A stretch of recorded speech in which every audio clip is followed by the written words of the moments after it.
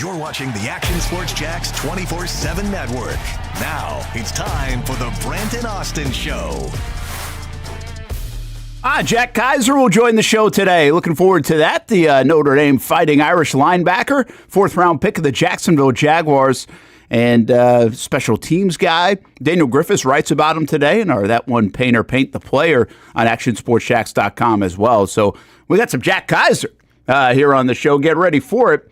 And pretty interesting, I think, when you get to these middle rounds. In my mind, I don't have crazy expectations for these players coming in to deliver immediate impact. I'm not sure that's the right mindset to have. I mean, maybe they should. I just don't think we've seen a lot of that immediately from some of the middle round guys in recent memory, really the last couple of drafts.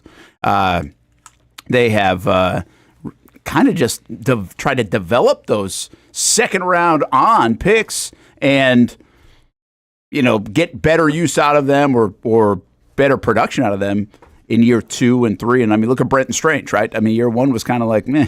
And then year 2, you saw some flashes and really good fight. And now they're going to go to him. And that's a different regime. But Tank Bigsby, same way, right? Year 1 was like, eh. And year 2, okay. Definitely showed something. But go back to Yannick Ngakoue, and I think like Brandon Linder, those are names that kind of resonate with me in the 3rd round. Gosh, I can't think of a 4th round. Telvin Smith is a 5th rounder. I mean, think about the last time a middle round guy, outside of those 3 that I just named, who am I missing, that's really contributed to the Jacksonville Jaguars, and made an impact right away. You got anybody that pops out? A middle round? No, I mean, I think of Alan Hearns, but he was undrafted. Oh, he was undrafted, yeah. Yeah. That goes, golly, that middle goes. rounder. What does Hearns go back to now? Is that 2014? Yeah. Yeah, I can't really think of a... Telvin would have been, I forget what year Telvin was picked. Was he part of that 16 pick? 16 draft? It might have been, or was he a little bit earlier? Maybe he was 15. I forget Telvin. Telvin was 14, 5th round. Oh, he was 14. Now, I believe that was a draft, too, in 14.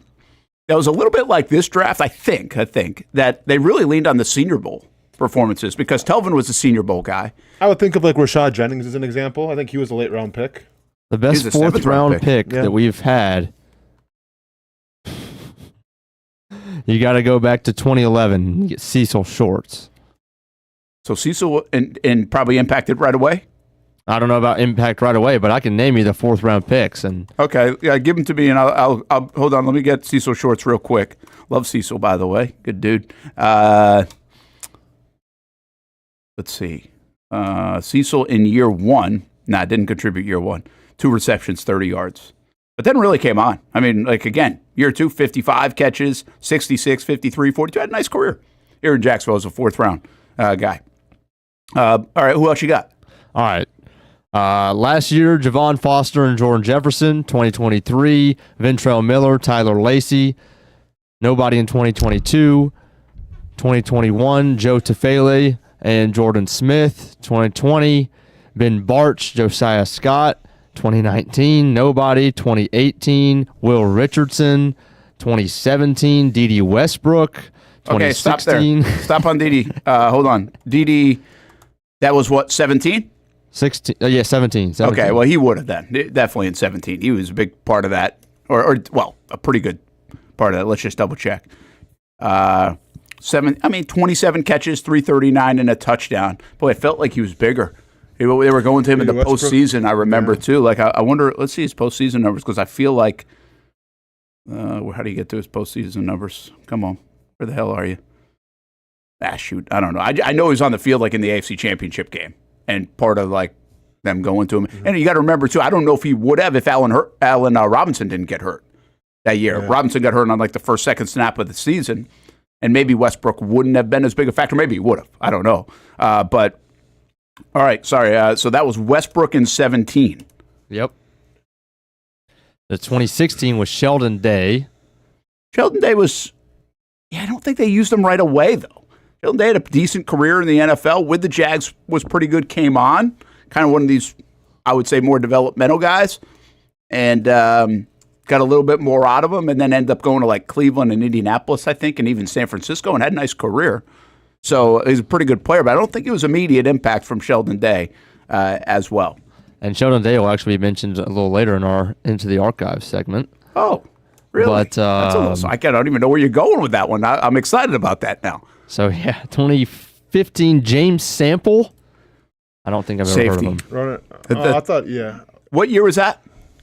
15. That was 15. The thing about Sample, which was kind of interesting, I think he was the guy that had 21 as a jersey, and then Jalen Ramsey came in, wanted 21. He wouldn't give it to him, so he switched to, what was Ramsey at first?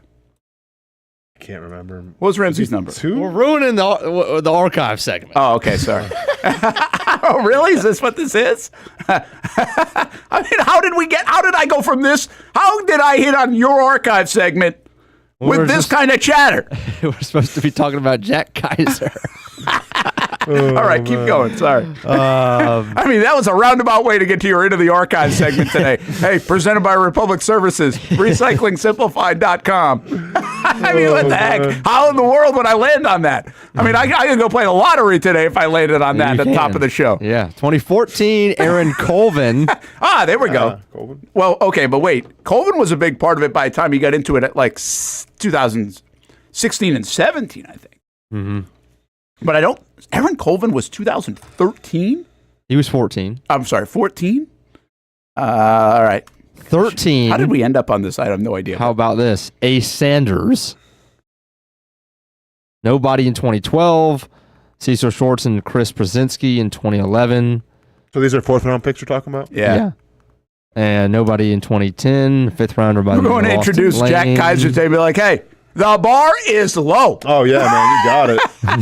And then 2019, Word. last one, Mike Thomas. Oh, yeah, you contributed. Oh, well, 2009? Yeah. I don't know if he contributed right away, but Okay, so Colvin played only 6 games. I'm gonna look at Mike Thomas, right? Because 2010 was a year that I think he played pretty well. Mm-hmm. I wonder if they give me Michael Thomas. Yeah, I knew they were gonna do that. Mike Thomas, Jaguars. 5'8" guy, right? That sounds about right. I would put him at 5'8", yep. He played. Okay, yeah. Hey, Mike Thomas, 2009. Came in right away. 48 catches, 453, and a touchdown. That's bad. pretty good, right? Not bad. Hey, give me, who'd you say in 2010, 11, 12? I missed those guys. Ace Sanders, you said? Nobody in 10. Okay. 11 was Cecil Shorts and Chris Brzezinski. Oh, so, but again, I went back. He didn't contribute right away. Nobody in 12. And then Ace was 2013. I'll give you one more on Ace. I don't think he contributed right away. He did.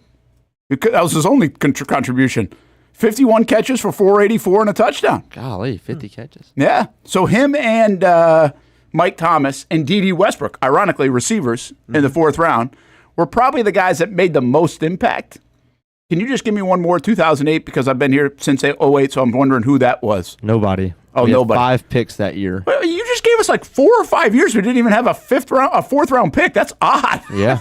Like, that's We pretty got a lot odd. of 5ths, but a lot of times we're missing 4th and 3rds. So in 17 years, immediate impact, 17 years for me at least, in immediate impact, we've got Mike Thomas, Ace Sanders, D.D. Westbrook.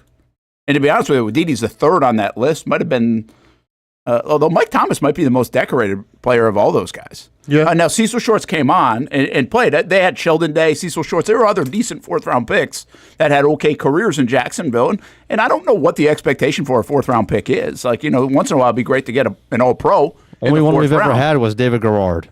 I'm looking at even going back further than Yeah, that. Garrard was a home run at 4th round, right? I mean, for what you got out of that, right? Great career for a 4th round pick. Yeah. I think when you take a 4th-round pick, like you don't have the expectations of them to come in right away and be like the difference maker. And that's fair. That's more of a guy, I feel like, that you can develop a little bit and then he eventually takes the mantle. Like I'm looking at some of the best like 4th-round draft picks of all time in NFL history. Yeah, I figured I'd contribute to this conversation. You got Steve Largent, you got Chris Carter, Jerry Kramer, Charles Haley, Jared Allen. Okay. I mean, you got some Geno Atkins, who I think is one of the most underrated players of all time. Andre Reed. Okay. So I mean, you got quality names, but like then we got like Asante Samuel kind of down the list at number 10. So that's cool though. yeah, And I'll give you someone like Jared Allen. Okay. That came in right away. I thought he was going to be a slow starter. He had 9 sacks in his rookie year.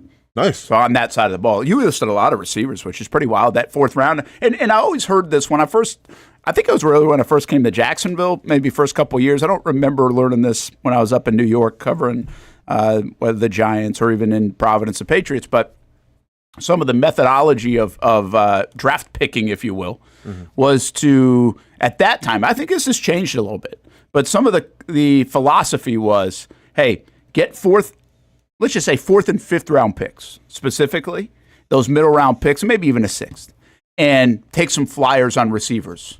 So like if you had 3 or 4 picks in that middle round, take a flyer on a receiver or 2, and one of them's going to hit. And I think that you just gave us like kind of like an example. Like you can get a really good player at that stage. Now, what I think's changed a little bit is I think you can still get a 4th, a 5th, a 6th, a 7th, because receivers are everywhere. They're like growing on trees.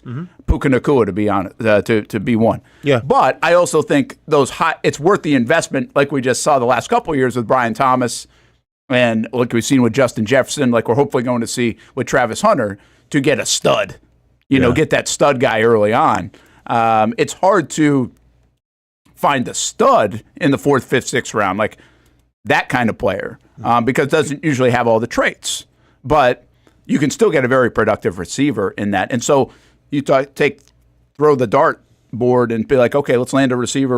And it looks like even the Jags, of all teams, who have struggled in this process relative to the rest of the NFL, is an example of, even in the last 15 years, they've been able to throw a dartboard at the receiver position and get some instant impact and some impact. Now, you're not finding the true gem. Like you've been waiting, and you talk about this a lot. You find the gem. Correct. Like who's seriously the Puka Nacua, right? 1,400 yards. Exactly. Out of that position. Yep. Do the Jags have that in this draft? Did they get that in the middle rounds? Did they get that with a Jack Kiser, who, as Hamby's burner says, I'm hoping can be Zach Bond? And Bond, by the way, is it's okay to be developmental. And I don't know about developmental, be patient. Because Bond was a special teamer in New Orleans, really for 3 years. I think he played some, but he's just seemingly a guy. He goes to Philly, and look what he's done. He was in Pittsburgh first, right? Didn't he? Was he Pittsburgh? I thought he was New Orleans for some reason. Maybe he was Pittsburgh too. I have to look into it. But anyway, he has a friend of the show, Zach Bond. Brent, show him some respect, man. All-pro year. Did we get him at the Senior Bowl? Oh, never mind. Yeah, he's the Saints and Eagles. Yeah, we got him at the Senior Bowl. So, and then he obviously has a great year last year and just signed a deal. So that does take time. When was Zach Bond picked? Do you know? What does it say? Zach Bond was a 3rd round pick. 3rd round. Okay. So, listen, I'm not putting that on Jack Kiser either. I'm just saying Hamby's burner brings that up. It's like, okay, can you hope to get that kind of player? Well, yeah, put him in the right spot, right? Because he was kind of a tweener. He was undersized and everything. Had pass rushing prowess, but in New Orleans didn't really fit the mold. And then obviously Vic Fangio saw a role for him, and it worked out. And now dude's an all-pro. Yeah, pretty crazy. What a year he had. Hard not to have a good year on Philadelphia, I think. That's part of it, right? You're surrounded with a lot of good players. It elevates your game. Yeah. Accentuates things. So there's a little bit of that. So the Jags' 3rd round picks, or their 4th round picks, were Tootin and Kiser.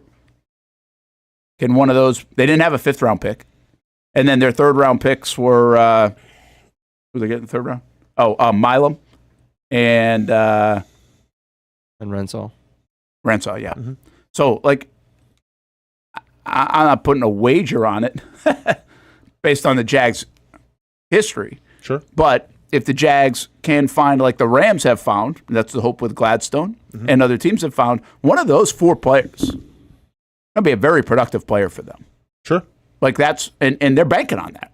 I think they're banking on a lot of those guys to step up. I mean, if you look at what the Rams have been able to do in the draft and where James Gladstone comes from, like that's what it's all about. You have to get some sort of productivity in the later rounds. That's one thing that's been lacking on this team now for a while, I feel like. Well, here's why they have to do it, because they gave away their 2nd round pick and a 1st next year, so they put a lot of pressure, right? Not only on Hunter to deliver and be the guy, but their next few picks to find some quality players. And again, you can measure that however you want. I don't know if that's All-Pro, Pro Bowl, whatever, but I feel like it's like a 5 to 7 year contributor here in Jacksonville, like a second contract guy. One of those guys, a second contract guy. Is that fair enough? Absolutely. How about you, Hamby? What do you think? Any of those guys that you would put your chip behind? I mean, obviously, I'm hoping that Milam will be big for us on the offensive line because new faces have been warranted and desired for a long time. And it's nothing against Ezra Cleveland, but people don't want to see Ezra Cleveland just because he was there last year. So if Milam can, at some point, not saying this year, but take over the job and be the starter there for years and years to come, I mean, what we've wished to have is what the Colts have had. Guys that are known actually in the NFL because they've just been good for a decade. And we just haven't had that in Jacksonville. Yeah, I do think you're right. I think I would probably lean toward Milam as well. I think you can find a third-round guard or center or something. The Jags have a history of doing that. Mm-hmm. They've been able to do that. And again, they're moving him into guard. That's what it looks like right now, at least from Milam. So could he be that guy for the next 8 years? Yeah, I think so. The Tootin one is interesting. Like, he could be the most productive guy immediately or even in a short time, but it's hard to put your chip here behind a running back that's going to be here for a handful of years. Well, that, and obviously it's kind of a crowded room right now, so it's not like he's just going to come in and earn the starting spot right away. Like, Bucky Irvin didn't do that. What it's going to come down to is if Tank Bigsby and Travis Etienne will kind of concede their position and play at a low level, which I feel like in this new offense, I don't think it's really going to be realistic. So, yeah, I mean, I think Tootin could eventually be the guy, but I have a hard time believing he's going to be the bell cow when you got two other guys that are pretty hungry for the football as well. Yeah, and listen, going to Kiser, because we got Kiser coming up here in about 15 minutes or so, so he's doing a little more work on his background and his future here in Jacksonville, how quick he can help, and obviously a big special teams player. We'll get into that with Daniel Griffiths' article too. Maybe we hit that actually in a moment, Hamby, just to kind of set this all up. But I think what kind of hit me when I was doing that is right now, Foye Oluokun's a very good player for the Jags. Correct. He's an expensive player for the Jags, but he's a very good player. They need him to continue to play well. He's been a very consistent player. Mm-hmm. And so I think you can, you want to know what you know, right, what you can rely on. Well, that guy's going to tackle and do his job. He's going to be in the right spot at the right time. I think we still feel like there's something untapped in Devin Lloyd. The question is, can you untap it? Yeah. And so we don't know that. That's certainly a curiosity and a hope, but it might be wishful thinking at this stage, which has been 3 years of kind of doing the same thing. Mm-hmm. But now you look toward 2026, Austin, and you might not have either one of those guys. I mean, there's a really good chance you don't. They didn't pick up the fifth-year option on Lloyd, and they probably will try to get cheaper at the linebacker position and out from under that contract from Foye eventually as he turns whatever year old that he's going to be going into 2026. And so that's where Kiser and Ventrell Miller's selection, those guys really start to come into play because they might have to revamp that room. Yeah, I mean, eventually, but listen, here's how I look at it. The object of the goal is to win games this year. Yep. So you still have Foye Oluokun and Devin Lloyd. Now, Devin Lloyd's a wild card because you don't know what he's capable of because we haven't seen a lot of great yet because one could argue he wasn't put in positions to succeed. We'll see how Campanelli lines up. Devin Lloyd, does he rush a little more? Is he on the edge? It's hard to say with Devin Lloyd. With Foye Oluokun, regardless of I think who you drafted right now, he's probably the most consistent, most reliable guy on that field until proven otherwise. So it's just because you're not going to have him in 2 years doesn't mean you can't, use him as much as possible because I think he's going to be the key cog in this defense. Because he's going to be the guy that's going to be, whether you have to call it coverages in the back, because I do think it's going to be pretty complicated in the back end of things in terms of what they're trying to do. And you're going to need a field general to kind of get guys lined up. And I think Foye Oluokun, he's got a lot of great attributes. I think getting guys lined up, knowing what the defense is going to do is probably one of the top attributes. So, yeah, just because he's not going to be around in a while doesn't mean he's going to be a very vital piece going into this season. All right, I got one more thing about this as we bring up Daniel Griffiths' article and that one painter, First Coast, Paint the Player. And he features Jack Kiser today. Mm-hmm. Writes about him on actionsportsjacks.com. And as we bring this up, I look at that that first line right there, that fifth in tackle percentage. And it's really starting to hit me that this regime is valuing the ability to tackle. Ransaw, one of the reasons they got him, one of the best tacklers in the draft coming out from a safety, and that's why they're going to move him to safety too. But like he's a sure tackler. Foye-Oluokun, sure tackler. I think one of the good metrics actually on Devin Lloyd is his tackle ability. Doesn't have a lot of missed tackles, I think. And now you get a guy like Kiser. So it kind of entered my mind a little bit. Did you come away like last year thinking the Jags were a bad tackling team? Was that something that they really had to step up and just a fundamental part of the defense to be able to tackle? Do you remember a lot of missed tackles? I don't know what the numbers are. They had problems getting the football away. We know that. They had trouble stopping the run sometimes. And I guess if you have trouble stopping the run sometimes, that's probably going to lead to missed tackles. Yeah, absolutely. I mean, I think missed tackles was an issue last year for the Jaguars. Yeah. Because if you look at, how many yards a game teams were averaging against that Jaguars defense, like that goes hand in hand. By the way, Kiser's a guy who's played a ton of special teams. Look at 1,000 career snaps, basically, at special teams. And he's got all the other intangibles, if you will, from captain to All-American to Special Teams Player of the Year. And usually get some pretty special dudes a lot of time coming out of Notre Dame. I mean, let's be honest, it's a different place, right? Kind of feels like, and they did that. They got that with Navy, too, right? I mean, if you think about that word intangibles, you're probably going to Notre Dame or Navy or places like that for some of those reasons. I think the most. Okay, never mind. I was looking at most tackles. So the Jaguars had the third most tackles on the season, but it doesn't have the missed tackles. They had an 87% tackle efficiency rate, which was right about average. Okay. Devin Lloyd led the Jaguars in tackles and efficiency at 91%. And Ventrell Miller and Jerian Jones struggled the most. Interesting.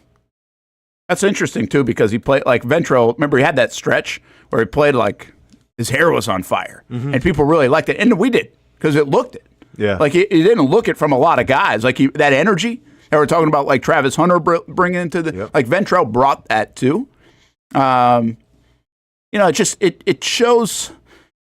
I don't know, in a lot of different ways. We like the flash of everything, right? We like the, hey, this guy and Travis Hunter and Brian Thomas Jr., they're going to be able to stretch the field. We're going to have some electricity here. We're going to have some Sports Center top 10s, whatever you want to call it. But it seems like this coaching staff is like, hey, we got to get back to this team needs to get back to some of the root fundamental stuff, like tackle and pick up a yard. Yeah, for sure. Like, do you think that he came in here and be like, hey, blocking and tackling is an issue in Jacksonville? Oh, I mean, I assume when James Gladstone got in front of this organization and kind of pleaded his case why he'd be a great GM, I mean, I'm sure some of those metrics had to come to the forefront. How could they not? Yeah, but I mean, they weren't necessarily a bad tackling team, but they were an average tackling team. How do you get some of those fundamentals up a little bit? It certainly looks like the Jaguars have tried to do that with players like Kiser, players like Ransaw, and they do have some of them already. I think, again, I don't think many people would predict like Devin. It feels like the public in Jacksonville is so down on Lloyd that every measurable is bad. And I think that's the thing I keep trying to bring to the table with Devin Lloyd when we talk about him is that's not the case. Like, he actually has some favorable metrics. He actually has some things that you can lean into, but it's just inconsistent. And he also got some other side that's like, And I think that's what makes him kind of a polarizing figure to be like, okay, you got people in his camp and you got people like, hey, this ain't going to work. And that's what gets you to the wait and see part. That's why they don't pick up a fifth-year option as well, is my guess. All right, let's do this. Take a break on the Brent Austen Show. By the way, that's That One Painter, First Coast Paint the Player. You can read all about it at actionsportsjacks.com. Read all about Jack Kiser today from Daniel Griffiths. And check out thatonepainter.com/first-coast. When we come back, we're going to break a little bit early because we will have Jack Kiser, the fourth-round pick out of Notre Dame, scheduled to join us here on the Brent Austen Show on the Action Sports Jacks 24/7 network.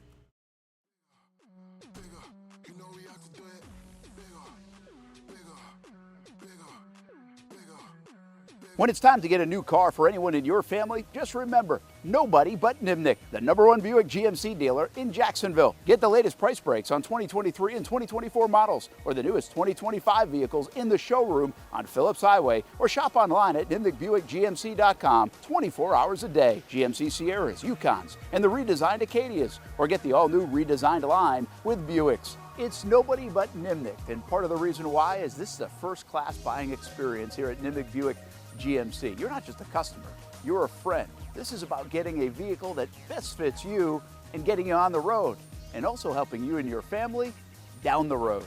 Nimnick has a treating you right guarantee, courtesy, respect, fairness, and most Buicks, GMCs, and Jacksonville's only Car Bravo dealer, nobody but Nimnick. Who has put in the most years and stands behind a better experience? Nobody but Nimnick. GMC, we are professional grade. The schedules are out for another summer of soccer here in Jacksonville with the Armada men's and women's under-23 squads, starting with the ladies and the home opener on May 24th. 2 weeks later, they're back in Northeast Florida for a June 7th matchup. The season wraps up with a pair of Friday night home matches June 20th and the 27th. As for the boys in blue, they debut against a couple league newcomers on May 9th and 17th respectively, with more home dates on May 31st, June 14th, and June 21st.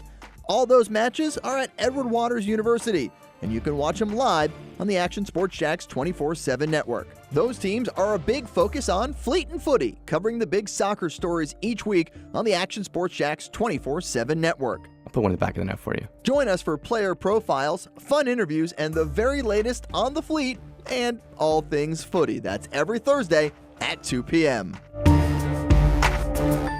I've been telling you about CGC Water Treatment and Plumbing for a long time now. Their drinking water systems remove up to 99% of contaminants. We've had a Connecticut water softener and drinking water system in our home for more than 7 years. You can see the difference whether you're washing clothes, the dishes, or what I like to do most, fill this up for some coffee every morning, and mostly all day. Remember, if you're not filtering your water, you are the filter.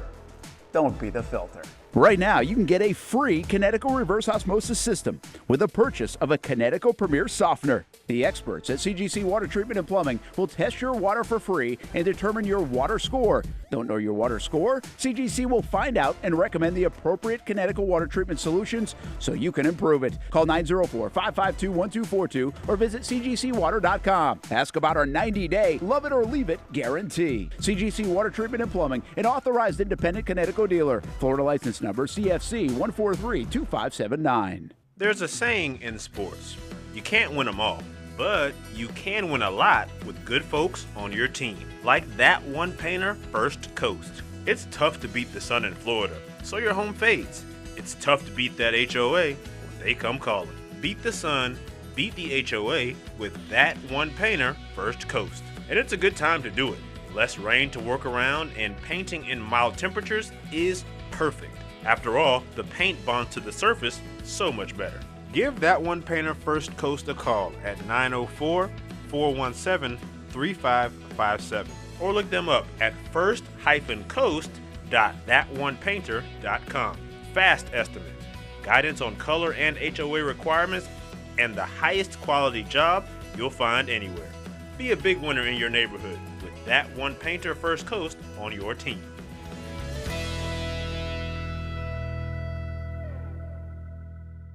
It's fast-paced, Hands off on first down, and there goes Edward Vander.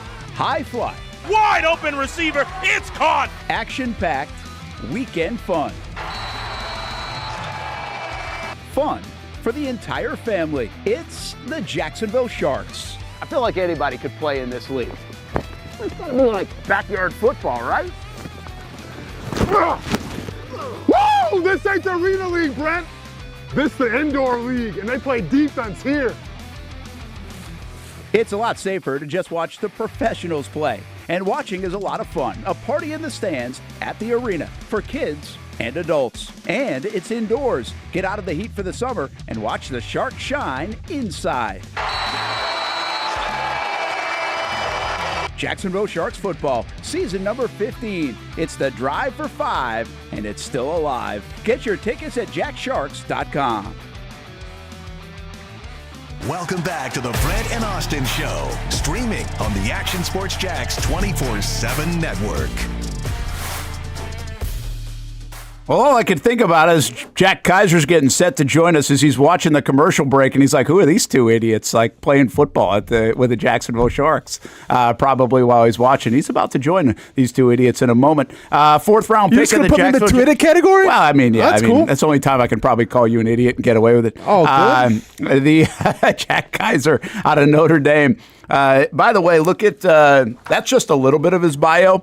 When you play in college for 6 years, you need like a publicist. It's almost a book on the bio. Yeah. It's a 2-page deal in very small print to get to. That's a Cheesecake Factory menu there. It is. Let's welcome Jack Kiser to the show right now. And Jack, appreciate you joining us, man. Oh, cool picture right behind you, by the way. And congratulations on being drafted by the Jacksonville Jaguars. I know it's been now, a week and a half. Has it all settled in and ready to get to work this week? Yeah, no, really excited. Obviously excited for the opportunity. Like you kind of said, it's been a week and a half. So, at first didn't have a lot of answers, a lot of, you don't really know what's going to go on or what's going to take place. And so got a lot of that calmed down, got a plan set in place. And so excited to get down there and get started for sure. Where are you? Is that like in the Notre Dame facility? Is that at home? What is that? Yeah, so I actually stayed in South Bend at Notre Dame this whole offseason, trained here. And so I'm still here, still getting my lifts in up until, rookie minicamp starts. And so I'll leave tomorrow and then we'll get started. Notre Dame isn't going to know what to do with you without Jack Kiser in South Bend. Yeah, it's been 6 years. It's been a quarter of my life been spent here. And so it's going to be a bittersweet day when they finally send me off. Jack, as someone who comes from a small town too, without a stoplight, I have a fond respect for you about playing at Notre Dame, then obviously playing at the highest level in the NFL. What was your welcome to college football moment? Because I feel like every small town kid has that moment. I had it in college. What was yours? Yeah, I feel like I was very fortunate early on to be, first game in my college career was the very first game of my freshman season. So very fortunate to get on the field there, but it was the opening kickoff return. And so I'm on the second wave. And so, I'm nervous, but excited. It's Labor Day Monday, I think, against Louisville, night game. Right. And so ball kicks off. I get to my landmark, find my guy, like get the hips flipped around, like I'm ready, and then the guy just runs right through my face. Because during training camp we're doing these drills, and it's like, hey, keep them up, like make a move, try and make them miss. Like they never allowed us just to tee off on each other, and so and when the bullets are flying, that actually kind of happens, and so it got me, and the guy ran right through my face and made the tackle on like the 15-yard line, and it was like, oh man. But from then on, I knew this was a big boy game, and every rep got better from there. That's for sure. I mean, you seriously are from like small town Indiana, where I think it's less than 1,000 people, right? I mean, I think agriculture is a big deal there. I mean, did you grow up on a farm, or what was small town life like for you? Yeah, I grew up on a farm, family farm. The Kiser farm probably had about 1,000 acres, and so we did corn and soybeans, and then. We had to drive your tractor to school day. Our town was less than 800 people population. And so just really close-knit community. Obviously, being in Indiana, got to watch Notre Dame play every single Saturday. And to go there and be a part of it, it was pretty special for sure. What's this like when you go back to that town now? I mean, and have you been back or even as a Notre Dame player? Because they probably really like Notre Dame. So you're a big-time star playing at Notre Dame. I've got to believe in your town, and now you make it to the NFL. I sense a level of humility about you, but still, I mean, it's got to be a pretty big deal when you go back and see all those folks. Yeah, it's awesome when I get to go back, right? Like my high school football coach, like he's still the high school football coach there. All my teachers are still there. And then I was a ref for the youth league football system, right? So every Sunday I'd go out there and help officiate. And so all the kids I officiated are, in high school now playing, for the Pioneer Panthers. And so it's really cool. Like when I go back, it's, everybody still knows me as Jack. They don't know me as this, Notre Dame football player who, did all this stuff. That's Jack, and it's cool to have him around. And then, you see all these kids wearing their Notre Dame gear, and I would like to say, Royal Center, Indiana was always a Notre Dame town, but if you look at the geography, it's in the middle of farm country, and the farm, ag school of Indiana is Purdue. And so I think I turned a lot of people and converted them into Irish fans. Jack, obviously Notre Dame means a lot to you. You had a chance to leave early, maybe go to the league. You chose to come back for a final year because you said that you felt something special with that team, and you want to pay it forward, basically. You play Northern Illinois, and you lose that football game. And you being a captain, you being kind of called upon, what was the vibe in that locker room like after that game? What did you put upon yourself to say to the team, or how did you act? And then what was the result of that game and then going from the rest of the season and having a pretty damn good year? Yeah, I remember, the game ended on a blocked field goal, and it just felt like my guts has just been ripped out, right? Felt sick to my stomach. Go in the locker room, and everybody's heads down and just defeated.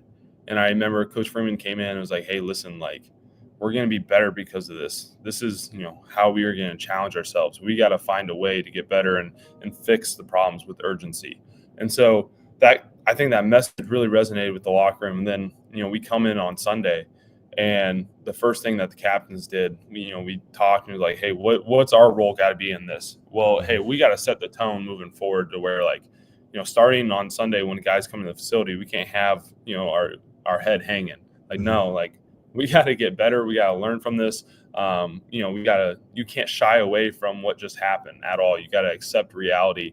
And I think the coolest thing was week 1, we beat Texas A&M. We're at the top of college football. Everybody's talking about us. Oh, they could run the table and blah, blah, blah. We lose to Northern Illinois, and all of a sudden we're an embarrassment of college football, literally within a week span. And so it really showed our locker room that the only guys you can trust, the only people you can pay attention to and really, believe what they say is the guys in this room, right? We're the men in the arena in a sense, right? And so it really brought us together. And every interview I had during the combine or the Senior Bowl or all of that was just turn on the Purdue tape, because the Purdue was the next game after NIU. And we were a different team. That the first series on offense, the first series of defense tells you everything you need to know about this program, the culture of this program.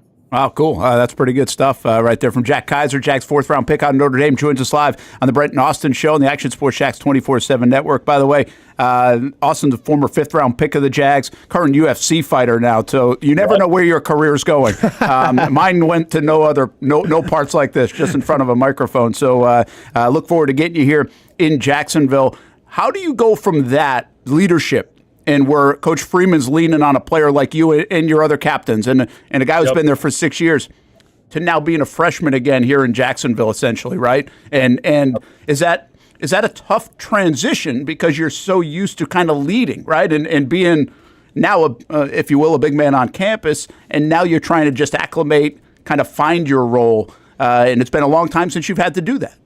Yeah, I think the first thing, that certainly Coach Freeman preaches this, but the first thing you got to understand is that trust is earned, right? And you can't be a leader without trust. And so every single day I got to go in the facility and earn that trust from the guys around me, from the coaches, the players, even the training staff. That's got to be the mentality. And how you do that is just every single day showing up, being consistent, and doing everything to your best ability. So that's my approach right there. Got to earn the trust of everybody. But that doesn't mean I still can't be a leader in some way, right? I can be a leader with actions. I can be a leader with accountability. Everybody in our locker room here at Notre Dame was a leader in a different way. And so that's the mentality I got to know too, is all right, know your role, but don't shy away from being who you are as a person. That, I like to say that is the leader. When we talk about leaders, Marcus Freeman, what he's been able to do with that program is nothing short of extraordinary, because I say it like this. I don't know if you live in a bubble or not, but in the national perspective, Notre Dame's always kind of disliked a little bit, right? They're kind of like the Duke Blue Devils, if you will. You either love them or you don't. Yeah, you either love them or you don't, right? But it seems like this year, the country was rooting for you guys to get this job done. So, Jack, you've seen a lot of guys come and go. What is it? What's the biggest difference between Coach Freeman being there and just, I guess, take you guys to another echelon, if you will? Yeah, I think just how genuine of a person he is. Like as a coach and as a person, he's gonna push us every single day. And as a football player, you have to have that and you want that. But when I'm walking through the halls, like his door's open, I'm gonna peek my head in and say, "What up, coach?" Like, and he's gonna ask me, "How's my fiance? How's my family? Like, how's school going?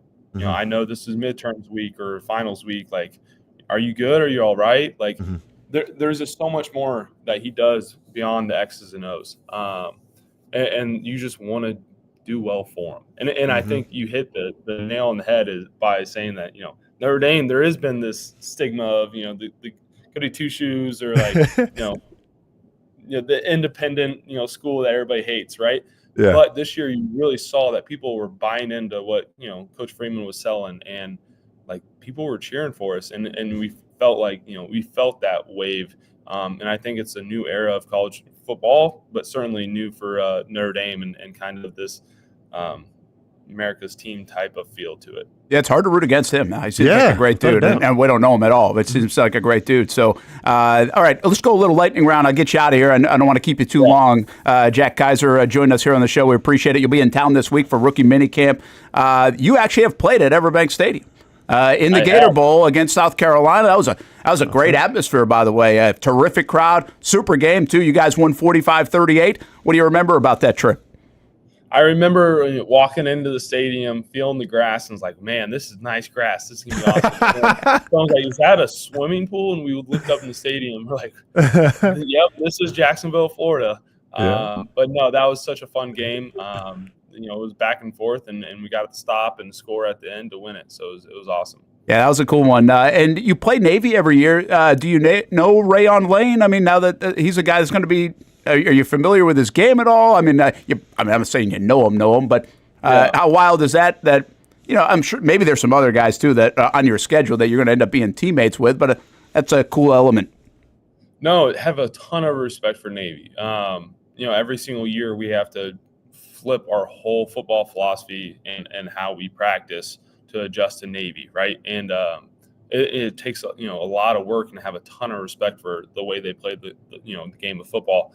Obviously, he was on the defensive side, so I never really got to go like one-on-one against him. But I not gonna lie, like when we have our team meeting on Monday, like he's up there on the scouting report as a guy we have to pay attention to and know where he's at on the football field. And so excited that I get to be teammates with him now and don't have to square off against him. Are you ready for this heat? I mean, it gets hot in Indiana, but I heard that I'm mostly nervous for the humidity. I think that's what's no, for sure. Yeah. Drink water. Drink water. A lot of Pedialyte, Brent. Come on now, Pedialyte, man. Whatever else. You're in the NFL now. You get all the free Pedialyte that you want in that stadium. Yeah, that is so true. Oh yeah. All right, one last one for you if you don't mind. By the way, I'll give you some breaking news. I don't know if you saw this in the last little bit, but apparently Notre Dame and Clemson have reached an agreement to play a 12-year series starting in 2027. So we'll be playing the Clemson Tigers. You would have fun with Trevor Lawrence on that part going forward. No kidding. That would be awesome. I know, honestly, in the last 5-10 years, the Clemson Notre Dame rivalry has gotten a lot bigger. Yeah.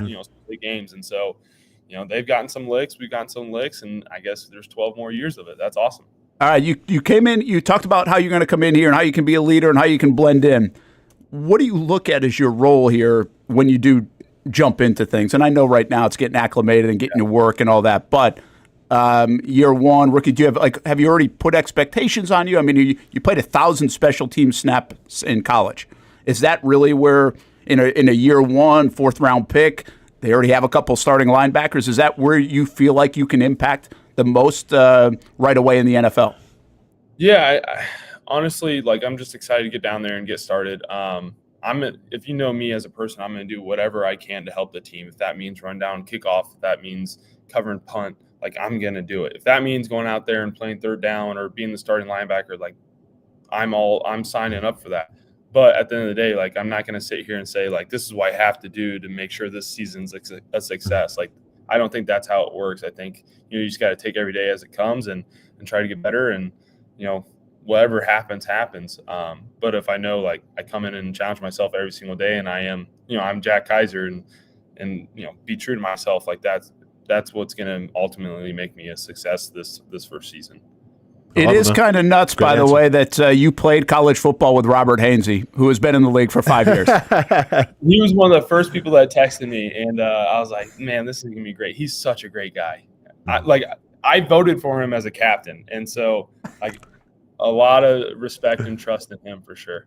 All right, Jack Kiser, man, appreciate you taking a few minutes, and look forward to seeing you down here in Jacksonville this weekend. Congrats again on being the fourth-round draft pick of the Jags. Appreciate you guys. Thanks for having me on. All right, that's Jack Kiser. That's pretty wild. He voted for him as captain. Yeah, man. He could vote for him again. That's wild. Yeah, for sure. That's good stuff. There's a lot to get to on that career at Notre Dame. I mean, like you mentioned it, he's seen a lot. Yep. The ebbs and flows of that program. A guy like Hainsey back in 2019. Yeah. Playing here at Everbank Stadium already. And it'll be interesting to follow along and see I got to believe special teams to see impact right away. For a bunch of these guys, right? All those middle round guys. But who knows, man? I mean, he could at least be in the mix to at least try to push somebody for a starting spot. I think his job, he brings, right? Push somebody. That's his job, and just kind of picking his brain a little bit, seeing how he carries himself. Because it's funny, man. Like I see him getting ready to start his first rookie mini camp, and then I think of like how I acted and like what my sound bites were when everybody interviewed me, and it's just. Dude's miles and miles ahead of where I was in terms of just maturity and going about it the right way, man. But obviously he's got a lot of experience. He's played a lot of football at a very high level, and he's been the captain and the leader of a very storied program that had a lot of success this year. That had some of the ebbs and flows. That had really the bottom of the bottom, losing to Northern Illinois and then rebounding and obviously ascending to, playing for a national championship. So I thought that was interesting insight. He said, by the way, your quotes have nothing on Evan Britton. Say good night now. Oh, yeah. Evan was a different cat. Yeah. Appreciate that. From draft night. Yeah. It's interesting that he got asked at the combine or in the interview process about that loss to Northern Illinois, which you asked him about, and he's just simply like, yeah, go see how we responded. Of course. That's pretty good to put that on the resume, right? No, that's a great call because, once again, this is the National Football League, and like you're going to have to learn how to go through adversity. So that's why I asked the question. I was just curious because, like, you weren't supposed to lose that. You essentially paid Northern Illinois to come beat you. That was a bad look, right? And to echo his point, they did rebound, and they did, big boy. I think it speaks a lot because, looking back on it now, we can still talk about it. But I remember the run that they went on more than their loss to Northern Illinois, right? Like I remember them, like, oh, they were America's team, like he said, they were America's team that year. Yeah, like no one's cheering for Ohio State. I wasn't.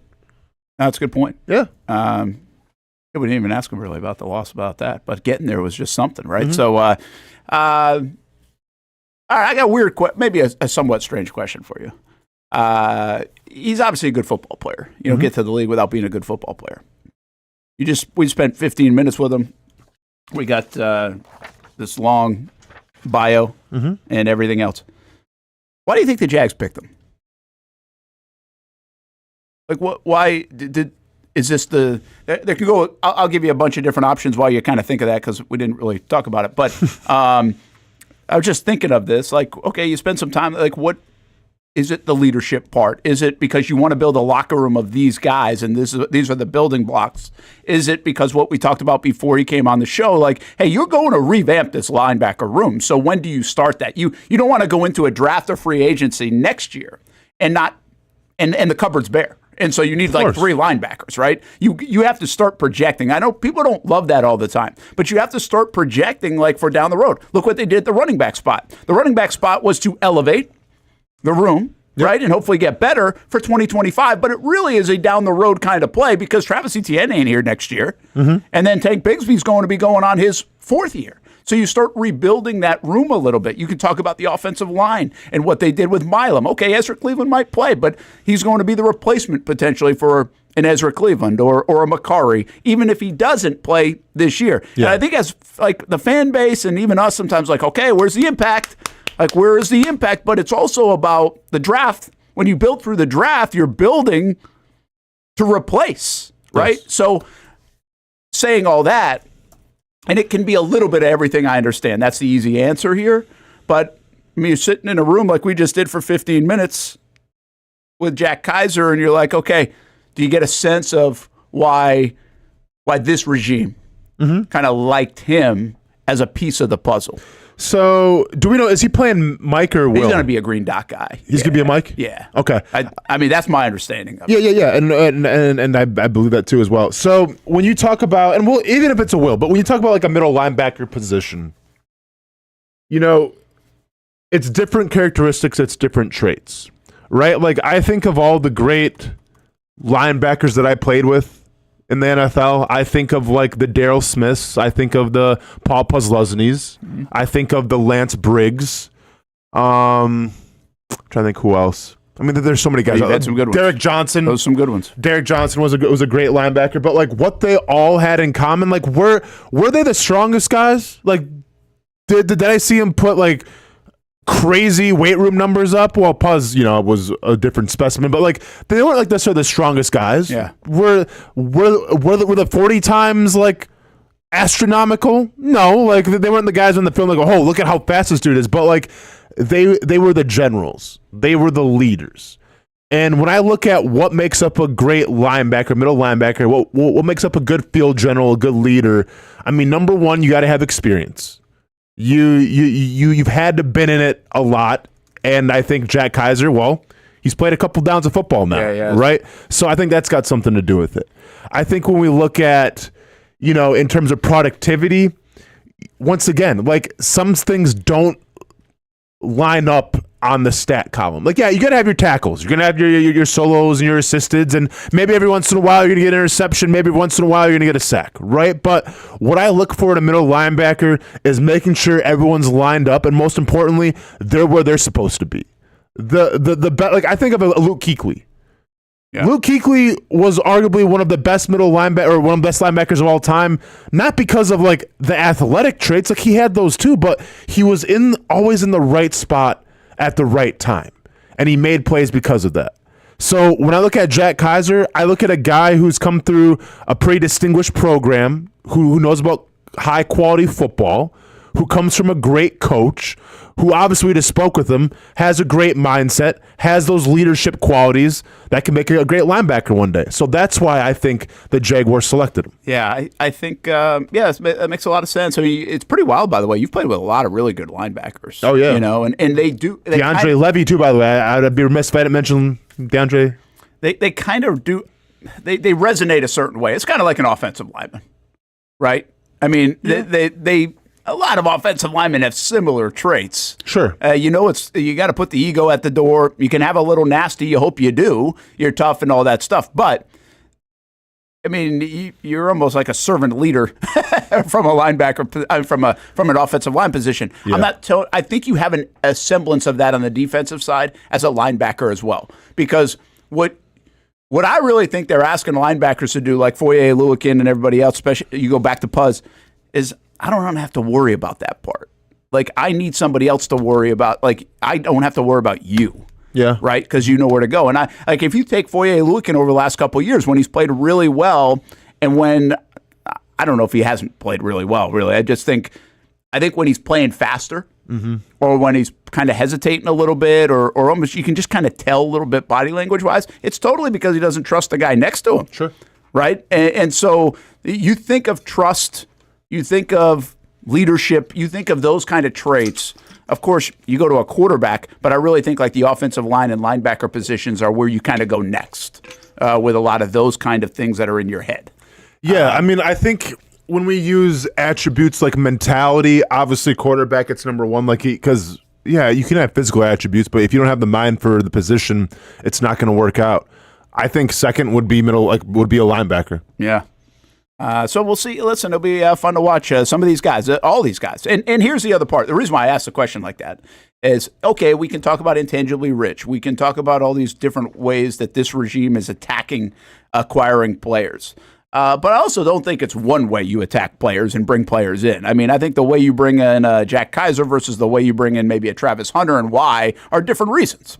But, from Mike Silver's conversation last week, or because we knew this anyway, the way they rate these guys and like that calculation, that score between 0 to 9 that they have, I find that fascinating, right? I find that like I could see that guy fitting pretty high on that calculation. We know Wyatt Milam fit pretty high on that calculation. I'm assuming Travis Hunter fit pretty high on every calculation every team uses across the board. Correct. One other note that I found interesting, did you see who's the guy in Baltimore? Is it DaCosta? That's the GM, right? Mm-hmm. You see him in the last couple of weeks, he comes out and he like talks post-draft on a couple of shows, or maybe it's one show, and I thought he said something pretty interesting, that the league is now drafting a similar player. Like you're not outside the box that much anymore. Like it used to be, maybe take it 10, 15 years ago, you'd have like those red flag players where like maybe the Cowboys or even the Jags or whatever would be a little more lenient toward the red flag player. And others would be like, nope, off my board. Sure. Right? And I'm not this isn't exactly what he said. This is my interpretation of it. But he basically said, and if you listen to Tampa, obviously if you listen to Les Snead and the Rams, like if you start listening to groups like these teams all over the country, they do kind of feel like it's not cookie cutter necessarily. They evaluate skill sets different, but the quality of the human being that they're bringing into the fold, it looks like they are trying to find those guys, the love of football stuff, right? Yeah. Like that is not a different thing in Jacksonville is my point. But it feels like the whole league is doing that more and more. Like they want those intangibles across the board, because I think, Austin, the investment in dollars is so high now too. Like you want to be able to give a guy $10 million that you really trust and you can count on. You don't want to take a flyer on a guy that's just got extreme talent. No, I mean, I understand it. That could be the status quo, but good luck with the status quo, because the teams that think outside the box are the teams that win. The Eagles, the Chiefs. Well, the Chiefs, the Eagles did that as well. What was Jalen Carter on everybody's big board because of his behavior? No. That's why he fell. But the Eagles took a chance on him. How'd that work out for everybody? Is Jalen Carter an issue right now on the team? No. I think they like him there. Yeah. It's a great point, but I always think this too, and this isn't just the Jags. Where did this come up the other day? We were just talking about it. I don't think we were talking about it on the show. I think we were just talking about it in general. It's like, maybe we were talking about it on the show. I get the Chiefs. You bring up the Chiefs, and you guys bring up the Eagles. And the Eagles not necessarily in a place where the Chiefs were going into last year or in the last couple of years when they took Jalen Carter. But I think this is a real thing that people kind of just dismiss. And I use the Patriots as an example. Okay. So the Patriots, when you win like 3 Super Bowls in 4 years or whatever it is, what you do, in my opinion, is you build like a ton of equity. And when you build a ton of equity, like with your fan base and everybody else, like the Chiefs have done, then that allows you to take more chances. Because if you swing and miss, well, we got 3 Super Bowls in the last 4 years or whatever like that. Well, when you do take chances like that, you also get a big reward out of it sometimes. Okay. The Jalen Carters or the Tyreek Hills or you name it. I mean, Aaron Hernandez was a risk, and they weren't like really established yet. I feel like they kind of were. Were they? Let me go back to, and also I don't know what Hernandez was coming out of school. Let's see when he was drafted real quick. 2010. It was my draft class. Oh, it's 2010. Mm-hmm. Oh, shoot. The Patriots had been to 5 Super Bowls by 2010. Oh, okay. Gotcha. I mean, they started winning Super Bowls in 2002. Okay. So, yeah, they had plenty of... Yeah, that's what I mean, though. Okay. Like the Jags take Aaron Hernandez. You can't. You've made the playoffs like once in 5 years. Like, and Jags aren't alone here. The Browns. No, you have to have the culture established. You have to be like the Baltimore Ravens, where they took Mike Green and nobody really batted an eye because it's the Baltimore Ravens. It's because it's the Ravens, right? Mm-hmm. So, and again, I'm not knocking it. I'm just saying that's the fact of life. Yeah. You've got to build enough equity up so where you feel like you can take, what some people would call a luxury pick, or I would call a risky pick. And sometimes when you do that, those really work. Yeah. Sometimes they don't. But if they don't, you can kind of dismiss it and be like, okay, on to the next. Mm-hmm. If the Jags, when they take a risky guy like Justin Blackmon, it sets them back 5 years. Sure. Because they had no equity built. They had nothing to lean on. They didn't have the culture built, but they didn't have a winning ways built. Which actually, if you really take it from that scope, I think makes I think makes what the Jags did with Travis Hunter, not from a risky red flag pick, by the way, just I think it was pretty ballsy because they're not in a situation where they can go up and get give that stuff up. Most teams wouldn't in the Jags situation. The Philadelphia Eagles would. Yeah. Like the Philadelphia Eagles like, oh, shoot, yeah, man, let's go. Yeah. Let's go get it. What the hell? What do we got to lose? We just won the Super Bowl. Let's just go get better and better. And I think they've done that a little bit to build it with an A.J. Brown move, and they've probably done it in other examples with like a Jalen Carter kind of move. Like, hey, okay, nobody else taking a flyer on this guy. He's a top 3 talent in the draft. We all know it, but he's sliding down. We're going to get a top 3 talent in the draft. Yeah. You know, For sure. I think that's what makes it so hard. I'm not sure in the NFL or in sports to sometimes get out of the rut. Like, because you got these other teams that can easily stay ahead. They're already ahead, and staying ahead is a lot easier. Where you just get hammered for your mistakes when you're bad. Cleveland Browns are like that. And that's why I give credit to like the Buffalo Bills. Buffalo Bills, I think they went a little outside the box a couple of times, but with Josh Allen, they were patient with Josh Allen. They brought him along, and that's helped change their franchise, which is really impressive with what they've done to stick to it. You know, I don't know where the Jags are and all that right now. I just know this. Like, the Jags have to find a way to win more than 18 months in a row. Like, that's the biggest. The next step is, can you find a way to win for 24 months? Because if you win for 24 months, now you start establishing that a little bit. You start closing the gap, start catching up. But hard to catch up and take risks and move off your chart when you haven't won much in the NFL. Strength of schedule, I saw this. Jags have the 6th easiest strength of schedule. All right. The hell does that mean? We'll find out.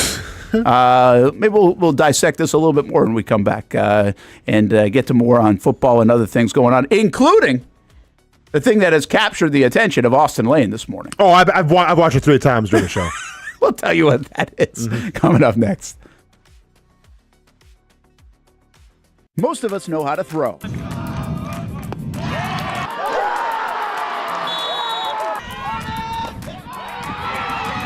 But you need to know what to throw. I'm not talking about footballs, baseballs, softballs. We're talking about those items you need to recycle. Republic Services explains it easy. Recycling simplified. 1. Know what to throw. When in doubt, throw it out. 2. Empty, clean, and dry those materials. It takes an extra minute, but it makes a big difference. And 3. Don't bag it. This makes the recycling process faster and more efficient. This is a look at the Republic Services North Florida Recycling Center. You can make this process even more efficient. By utilizing those 3 steps, Republic Services can help you become a better recycler in your home. Learn more at recyclingsimplified.com. For the game day hustle and every day in between, juggling my show Jag Social to going under the Friday night lights and a social life, it's a daily tournament. But this ride, MVP status.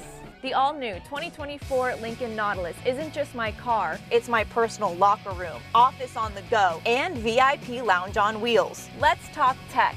My profile remembers everything from customizing my dash display to setting the ambient lighting and my signature scent. And wireless charging, essential for live tweeting scores. Whether I'm packing for a beach day with friends or heading to the gym, there's space for every passion. After dominating all day, this becomes my recovery zone. The massage feature is like having a personal PT on call. Life's a non-stop game, but with this ride, I'm always on my A game.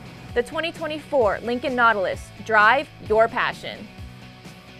You trust CGC to make your water great, and now you can trust CGC with your plumbing needs as well. Fast, convenient scheduling, licensed and insured. A quick call away at 904-552-1242. You never know when you're going to have an issue with a shower, toilet, or maybe it's a sink that sometimes is easy to fix.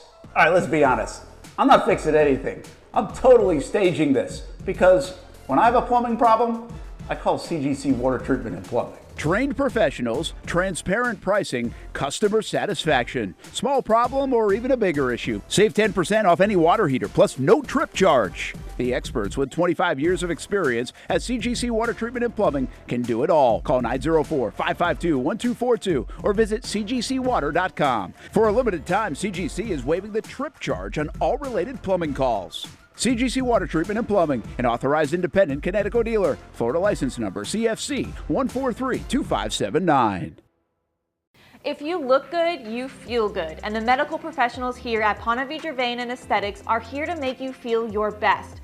I'm on camera every week, and I have a confession to make. I'm not always confident in my appearance. So when I found out about the wide variety of procedures here at Ponte Vedra Vein and Aesthetics, I knew help was just one appointment away.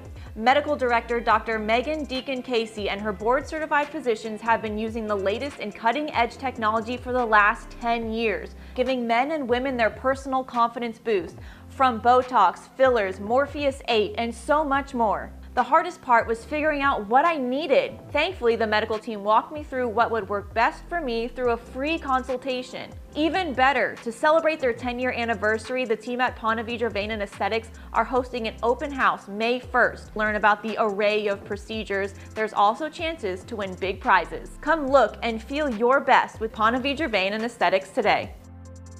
Baker's Sports. It's a hometown business filled with hometown people trying to make you feel right at home. Chris Conley, Jacksonville University. Walker Wright, class of 2018, West Nassau High School. Michael Young, Fletcher High School. Baker's Sports started in a grassroots way and now outfits much of the Southeast. Will Olive, Mandarin High School. Go Stangs. High school sports, travel sports, youth sports of all kinds. They are a one-stop shop carrying Nike, Adidas, Under Armour brands, and more. Vincent Caldes, Oakleaf High School. Tony Mazzio, Sandwood High School, class of 2002.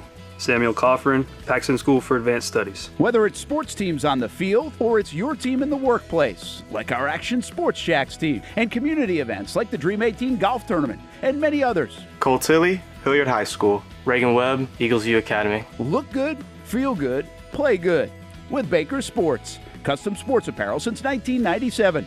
Shop with the hometown team at bakersport.com. Welcome back to the Brent and Austin Show, streaming on the Action Sports Jacks 24/7 network. Oh, that's the Bear. That's the Local Bear. St. Augustine. Watch your lips. Well, that's a. So where is that's right? Is that right, George Street? Right yeah, that was George Street, and it was. They'll try to watch out for that thing down there. No kidding, man. Kind of moved into the Lincolnville area. This is a story that I broke at Action News Jacks this morning at 7:30. You broke it. Yeah. Good for you, Hamby. Wow. Shout out to Harold at the desk. All right. That's crazy. I saw this thing and it looked huge, and I was like, we might need 100 men. I didn't know, right? And then I went back here and I was like, oh, we don't need 100 men. Yeah, it looks harmless, right? It looks cute. It's good looking. St. Augustine police is working to tranquilize it. It is encouraging people that see it to not run away. So they haven't found it yet. Don't run away, huh? Okay. Stand your They're ground. in the area. At one point, they said they were in the area in a what's the word I'm looking for here? So if they kind of know where she is. Yeah. You think the bear goes up in the tree? Like, is that probably? I don't know. Probably a little freaked out. I don't know if we need to call Mike Dragic or if he Dragic doesn't do bears. I know he does reptiles, but I mean I think he could probably pretty much do anything. Yeah, but, true. Dude has zero fear. But yeah.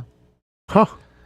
So that was a bigger story because yesterday investigators believe that a bear killed an 89-year-old man in South Florida. Oh, really? Bear's going crazy, huh? Went into his house, into his bedroom. Really? And killed him. Is the door 89. open? Imagine making it to 89. Are bears opening doors? How? Explain. That's okay. all I can tell you. Okay. That's what the investigators believe at this point. Wow. Is right. I don't know, like 89, go out, like from 89, then I go out with sleeping in his killed trailer by a bear. Like, It's kind of like Probably wasn't peaceful though, huh? Got his pet dog too. Probably what? Oh, come on. See, it was the dog. With the dog too, though. That's the breaks your heart. Well, I tell you what, not the man? your reaction over the 89-year-old or the dog is totally different. Yeah, well, because dude, like the dog didn't. It's a dog. My guess is the 89-year-old got it because of the dog. Like the bear probably. I don't know. Do bear and dogs get along or no? Hey, I'd probably say no. So that was probably. I doubt it. That was probably what got him in the house. But so he was in a trailer, Hamby? Yeah, he's in and the bear broke. Okay. This says the daughter told investigators that she saw a bear attack her father's dog, then realized that her dad was nowhere to be found. She then found his body a few hundred yards away. Wow. Yeah, so it wasn't. I feel like it wasn't because overall, like painless. bears don't they don't normally attack people. You ever see The Revenant? I think this is the first deadly bear attack in Florida history that we've known of. Now I don't know how many bears we have since the state started collecting data on bear encounters. Wow, it's like Liv's list. Do we know what kind of bear it was? Because they say that one was the black bear that we saw today, but I don't know. Yeah, but I'm saying the one that attacked. I gotta believe it's a black bear. Do we have anything else? We don't have grizzly bears roaming in Florida. Right. I mean, I don't know, man. I don't know. We had bears in Florida in general. So anytime there's a bear, right, I'll send to Patrick Cavanaugh, who now works at the Jags, and I actually haven't sent it to him yet, but I almost tweeted it, and then I was like, people aren't going to get this, so why am I tweeting it? I'll just send it to him. And so when I saw the bear story, so we had Keith St. Peter's, an old, I think he's a news director or somewhere now, but he's a producer, and somewhere, I forget the whole story because I forget everything now. But somewhere along the way, like I used to really wrestle with Keith about time. This is into the archives part 2. Yeah, of today. I used to really wrestle with him about time. That we would have it out like if he took 15 seconds away, of a sportscast, I was like not happy. Still probably not happy, but I'm less not happy than I used to be. Okay. And so we would have some pretty good battles. And I like Keith a lot. He's really good. But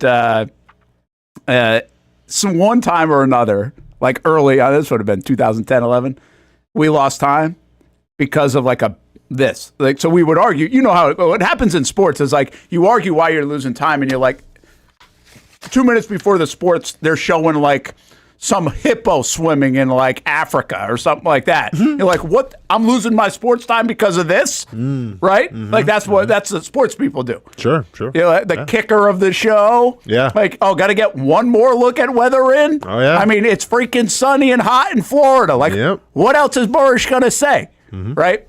So you can get me fired up about this. But so we were having one of those things, and so it was a bear story that we were like talking about. But he's like, but it was a local bear. That was his response. Now it's on. Yeah. It's a local bear. Now you have the green light. So this was leading the newscast. That's a green light. That was his argument. Local bear's a green light. I don't care. So today, if we lose sports time, it's because of the local bear, man. Local Bears went out. Wasn't one in Wyoming. Local Bears went out, unless we're talking like a new extended contract of a big name player. Local Bears going out. There might be more to that story. I got to ask Patrick if he remembers it, but it's like I know the local bear is the punchline. Dang. Black Bears though, huh? They're not supposed to be that. Like they're not the violent ones. Yeah, I wouldn't think so. Who was the Joker that was in our 100 men that Casey drafted that supposedly punched one square in the face and knocked out? That was my guy. Hey, that was my martial arts. Yeah, which I still have. You don't believe it? Hell no. No, I don't. What was his name again? I don't know. Yeah, I can't. Yeah. I've been to Wyoming. Sure. This guy was in Wyoming. It was a grizzly bear, right? I don't know if they said grizzly bear or not. I can't. Okay. But there's a bar in Jackson Hole, Wyoming, and it's got this big when you go in there. Wyatt Thompson. And when you go in this bar in Jackson Hole, Wyoming, there's not many of them, and so you walk in and they have this huge, like grizzly bear. Yeah. Standing up, like that's obviously a statue of whatever, and but the story there is like a human defeated it. Yeah. And this was the bear that they got. Like, that's the whole story, right? Like, legend has it from way back. Yep. And, but so the other part of the Wyoming stuff is we went to Yellowstone, and all we wanted to do was not all we wanted to do, but we wanted to see a bear. We never saw one. We were there for like a week. Yep. And we never saw one. But you can go to Florida now in St. Augustine and just hang around George Street and see it. No problem. I think the only place that I've seen like watch out for bear signs is like going out toward Tallahassee or I-10, or you keep going out. Like you'll get an occasional sign out that way. I think that's like you probably get a black bear crossing the road. So when we went up to our last family trip up to the mountains, it had to have been North Georgia, or it's not that long ago.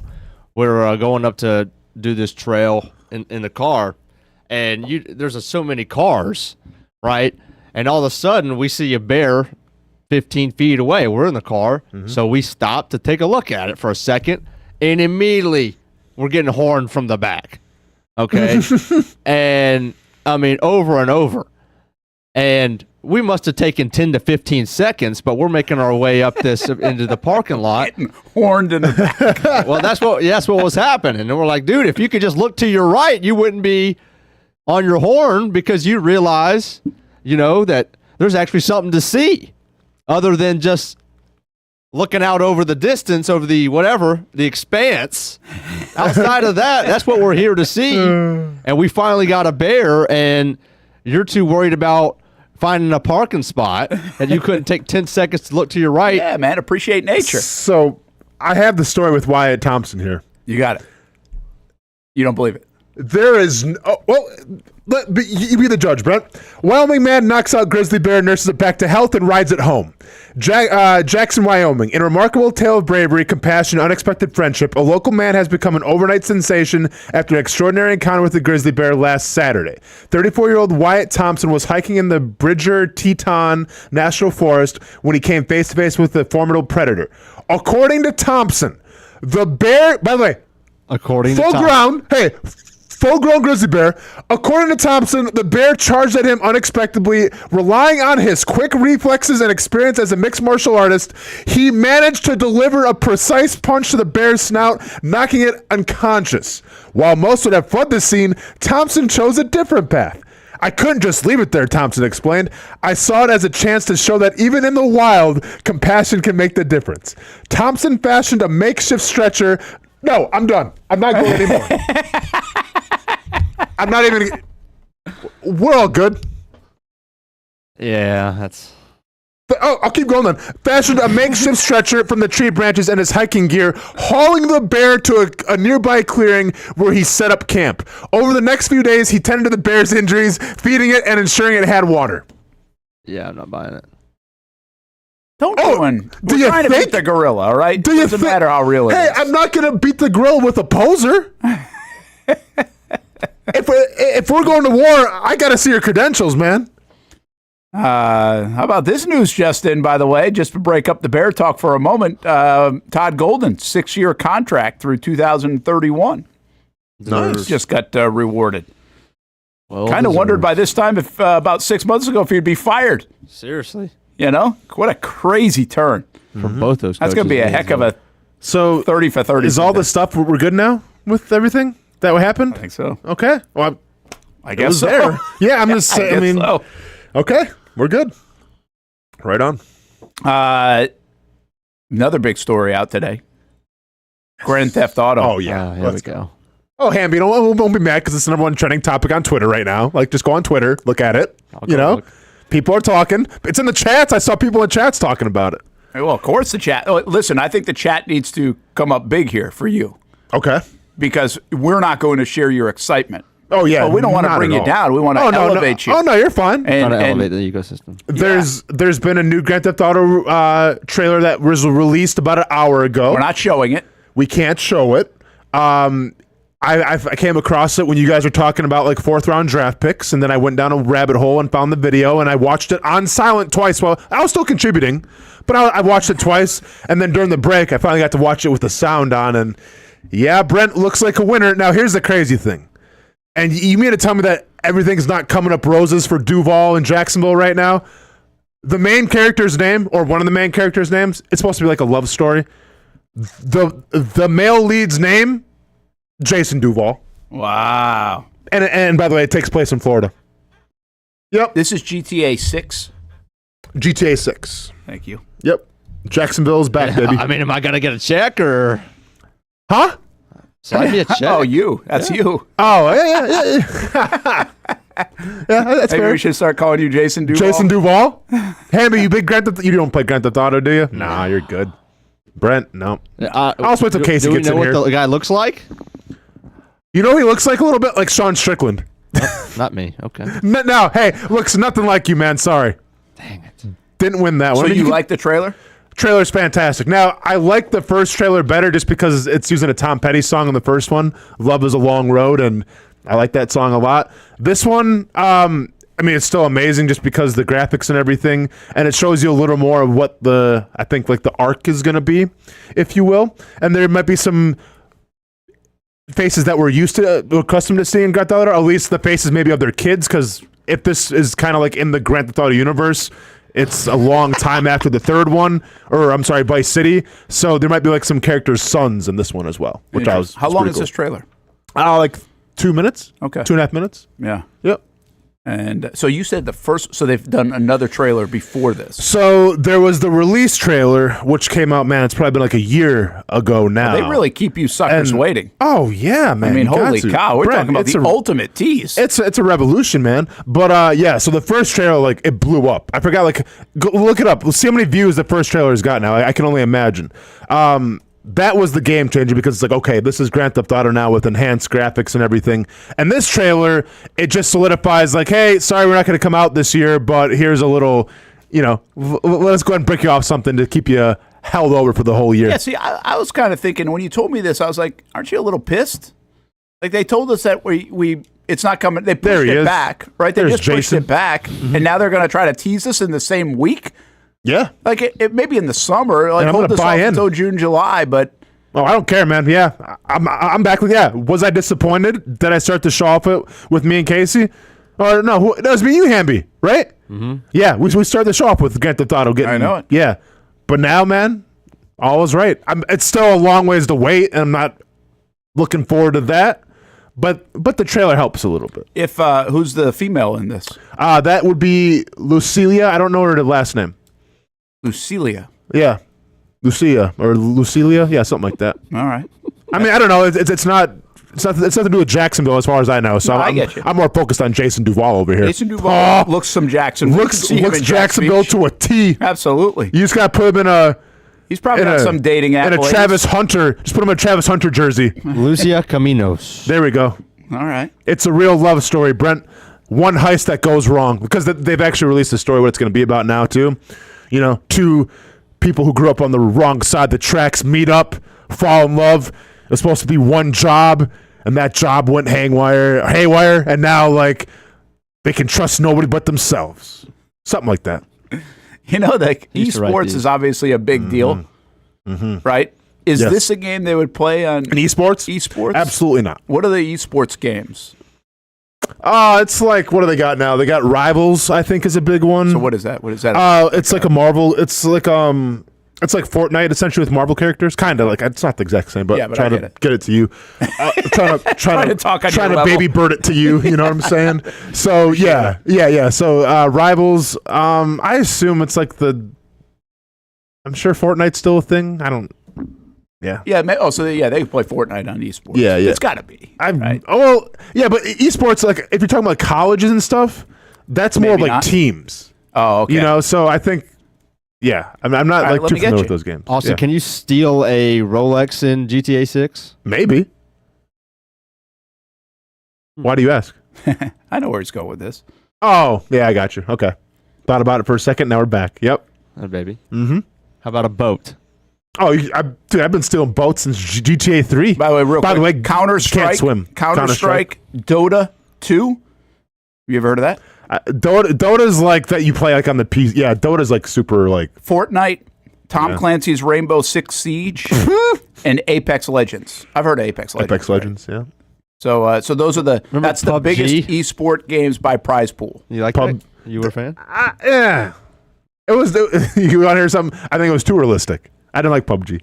PUBG's actually on here. League of Legends, Valorant. Rivals isn't on there, huh? Counter-Strike. I don't see Rivals on here. Rocket League.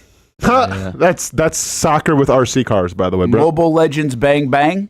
Brent would probably like Arena of Valor and Honor of Kings. What's the one we just said? I didn't even know there were this League. many games. I feel like the whole world plays Fortnite or Grand Theft Auto or Call of Duty. Like, that's all they play. Like, I've never heard of any of these other games. Yeah. Red Dead Redemption's really... So Red Dead Redemption's from the same makers of Grand Theft Auto, but it's like in the West. So it's like a Western. You'd probably love that one, man. Like you're like all the Yellowstone and the 1918, 27s, whatever you call those Saddle shows. up, boys. 1918, 1876. I don't know what you call those shows. It's just years, right? There's a couple years. Yeah. But yeah, you love 1923, 1876, 1818, 2001, Space Odyssey. Yeah, I don't know. Yeah. Now let's get to your watching boat segue here. Okay. So we got Travis Hunter getting a gift of a Rolex, and we're getting his reaction. Tell them bust out my AP. Wait, what type of watch this is? Presidential ring. That's the big boy. What that mean? That's the big boy. How much that cost? Yeah, it's too many questions. Presidential how much does a presidential rollie cost? Rollie. I will. $30,000. I could have bought a new boat. But I just didn't give me the money. That's a good investment, man. That's a good investment, right? 30 to 80. I know. Why you just ain't give me a boat? That boat hey man, stop all that. That was about 70. This is worth 70? Yeah, y'all tripping. See, me don't expect these type of gifts from me. That ain't happening, my boy. These type of gifts ain't happening, not from me. That's an investment, man. It's an investment. How is that an investment? Timepiece. It's not a watch. It's a timepiece. How's that an investment? Does that go? Yeah, because it's not going to go down. Ain't no daggum investment. Oh, it's an investment, man. Give me a break. Okay. Do people really look at watches like that as an investment? Mm-hmm. I have a friend who owns 4 or 5 of them. Yeah, but he's gonna sell them eventually. That's an investment, man. Travis Hunter ain't gonna sell. Oh, well, no, that's his friends. No, but he's saying it's they're trying to investment. justify it. Yeah. But no, I'm saying it can be an investment. What an odd thing. Like here's the odd thing for me a little bit. He just he earned a $40 million contract or whatever it's going to get. Yeah. Why are people getting him $35,000, $50,000 gifts? Well, his girlfriend got him that, right? I guess, yeah. From his fiance. Fiance, sorry. So is that the wedding gift? Is maybe that's what it was? So- 'Cause, like you do get wedding gifts. Yeah. I have no idea, man. But so for instance, my friend who used to be my financial advisor, he still is, but he's one of the homies. So I got invited to his wedding. I stood up in his wedding. No expense was spared, obviously. We had our rehearsal dinner at the Salt Lick, closed on the Salt Lick of Austin, Texas, and we got to eat there. So yeah. So it was nice. Is that like a fancy steak? The Salt Lick's one of the most famous barbecue spots, I would say, in Texas. Okay. Yeah. And this was the wedding too, where we were playing what do you call bocce ball with our shirts off like an hour before when people were showing up at the wedding. So we kind of declassed it a little bit because had some drinks. I'm like, I'm not gonna sit in my suit for an hour and sweat. So I'm gonna play some bocce ball with my shirt off. Cool. But anyways, so we fast forward right before the wedding. He got a gift from his fiance, gonna be wife. Okay. And he had 3 or 4 timepieces, and he opens the box and it's a Rolex. And he had a dude. It was like a documentary because he had a camera crew following around, and they got his live reaction. And he goes, "So she spent my own money on her roll," and I'm like, and he hears dude, just be thankful. You know what I'm saying? Come on. Listen. If you got it, you might as well spend it. Have more power to you. I don't know what his fiance does. Maybe she, whatever. But I get where Travis Hunter's coming from, though. I love his reaction, right? He's like, I ain't dishing out $50,000 gifts. It's genuine because, dude, I thought the exact same thing. Yeah. Like, when I'm like, oh, wow, you did another one? You know what I'm saying? The reason why it's an interesting deal is, first, to learn about watches, maybe, but also, this is who they say he is. He's a very simple guy. Very simple, loves football, loves to fish, wants a boat instead. Like, that adds up. Like, I think you're seeing these, and I don't think they're like fabricated, calculated kind of, moments. I think that's like really who he is. I think he doesn't care about all that stuff, which is really interesting, I think it's so unusual. Yeah.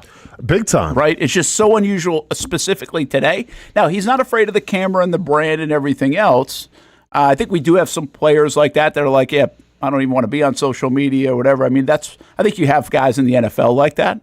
But, I mean, this just doesn't feel materialistic. Yeah. And listen, most people are, to some degree, materialistic. And he is... He just doesn't seem to be that way, which is really refreshing and cool. And everything you hear about him, it adds up to some of this that I thought was fun. Hamby, you're getting married in 2 weeks. You getting a gift for your fiance? Yeah, I got her a nice bracelet thing. Is she listening? She does listen, huh? No. Does listen? Yeah. Hey, knows his audience. Hey, he knows. It's all good. Bracelet, nice, man. Yeah. I have no idea if I'm assuming that, so, but I don't care. Maybe you shouldn't assume. I think I got a watch on my day. Yeah. Do you wear watches, Hamby? Well, I don't wear watches. I'm not sure. Yeah. See, it's hey, we can be hard to shop for because I feel like the watch is kind of like because it's like don't be late to the wedding. Here's the watch. Something sweet. I love you. Like man. I did not. I did not once. So I swear to God. Once. I wore it to the wedding. I'm like, okay, well, I'm good. That was the once. Yeah, that was it. So I used to wear watches when I was like a kid. I felt like when I was in junior high. Mm-hmm. I wore them in elementary school. And a little bit. I might have even in elementary school, right? Like a little watch. I had a Braves one. But I did not. Like I haven't worn a watch since. Yeah. No, and I don't think that's just a phone thing either. Like this was, I mean, even I graduated high school in 95. I didn't have a watch on. Yeah. But see, I don't know why. But more power to you if you like watches. I just haven't worn a watch in forever. Like it's really been 30 years. Yeah. Since I've probably worn a watch. So here's my philosophy with watches. Because once again, I have a great friend who has a lot of them and whatever. And he told me like once they cost over 10 grand, you got to call them timepieces, which I've refused to do. That's like but I remember by the way, I'd call that too. He had like this Omega watch. It was like one of like the pricier ones. And we're at this, I forget what we're eating, but like he had this Omega watch. And like, if you know me, dude, I'm like, the reason why we got along so well is because he's the exact opposite of me in a lot of ways. Like, he bought me a Louis Vuitton wallet one time because he knew I would never buy it for myself. Well, I lost it 2 months later, so who's the fool? But he had this Omega watch that he just got, and he was, like, bragging about it in front of, like, the group, and I'm like, all right, dude, let me see it. And he said, yeah, it's got this thing where it's like, it's got this crystal face where it's like indestructible. I'm like, okay, cool. So I took a steak knife I took the watch off him. I took a steak knife, and I tried to, like, grind it, and like what the bleep are you? I'm like, well, dude, you said it's indestructible. A steak knife's not gonna do anything. But no. But here's how I feel about watches, though. Like, I respect people who want to rock. Like, we make fun of the gold chains and everything, right? Like what Shadir Sanders is rocking. I'm not mad at that because what you spent 30, 40, 50, 60 grand on that stuff. And it looks like you spent 60 grand on that stuff. That's a good point. If you're rocking just like a subtle Rolex that was like 30 grand and it looks like somebody could go buy at Target for $20, that's not a flex. It's a great call. It's not a flex. It's a great call. Put some diamonds in it. That's also why you don't spend 20 grand on a wedding ring. Yeah. Or an engagement ring. Because, I mean, I know there's bigger diamonds. Yeah. But it's like, okay, like, I don't know the different cut between a diamond. You know what I'm saying? Like, dude, you can get a bigger one, but even that, I mean, you got to really have the wife that wants a big. If I spend 30 grand on a watch, it's going to be a hubcap. Like, of just diamonds. Like, it's that's a good call. You're going to know. I can appreciate that, too. I don't like it. I don't like people that wear, like, 30 grand watches, but you can't even tell. Yeah. They're trying to be discreet with it. Yeah, it's like, for what? Yeah, that's a good call. Yeah. I'm rich, but I mean, can you tell or not? No, it's very. Yeah, you're right about this. The chains; those are not. They're not hiding anything. No, and I appreciate it. Yeah, because if you got money, show it off. I just cannot imagine spending that money on a piece of jewelry. Yeah, like I just can't. Investing, Brent. Investing. Yeah, but it's got your initials on it. Like, you're really limited in the field of buyers. And a giant diamond chain with your initials on it. Yeah, but like I can remember even Brian Thomas Jr. was very quiet, seemed very humble guy. Like in one time last year, I think somebody asked him like I don't know if he had earrings in or something like that, or maybe he did have the He's chain. got both. And he was like, oh yeah, I've been like really wanting to get and which fine. I just think it's an interesting thing that 20-year-old, 21, 22-year-olds are enamored with, like that. Like and that wasn't the case when you came out in 2010 necessarily. No, I don't think. But again, brand and that kind of swag and everything else, and also the money game is totally different. But your guys were all buying cars. You bought the hubcaps. No, and I mean, else. listen. At the rookie symposium, Joe Hayden had his like whatever I think was $30,000 or $40,000 chain on that said Gator might have Boy. been one of the first ones that I remember.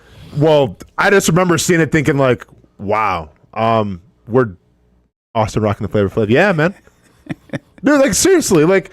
I respect people who want to, once again, it's not for me. I don't really get it, but it's not for me, I'll just say. But I respect people more that are going to like flaunt it and spend money on it as opposed to the guy that's going to spend 30 grand on a rollie and not even like, you can't even tell. Yeah. You know? Yeah. They'll buy big chains. I know. I get watches has been around for a while. I don't know about it's like, have you seen this ice? It's a new thing. Like, no, man, it was around. Like Harvey had some stuff. Yeah, I guess so. I'm trying to think back. Like again, my timetable is. Yeah, I got you. We didn't have the amount of guys rocking their $500,000. chains. Yeah.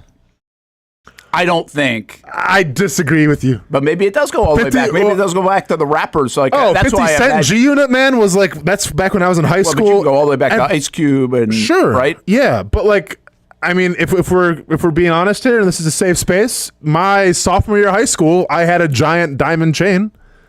You had a diamond chain. Yeah, I forgot what I traded for it. I traded something for it. I think I traded. I don't know. Griffey Jr. Upper Deck card. Yeah, something like that. I think it was a.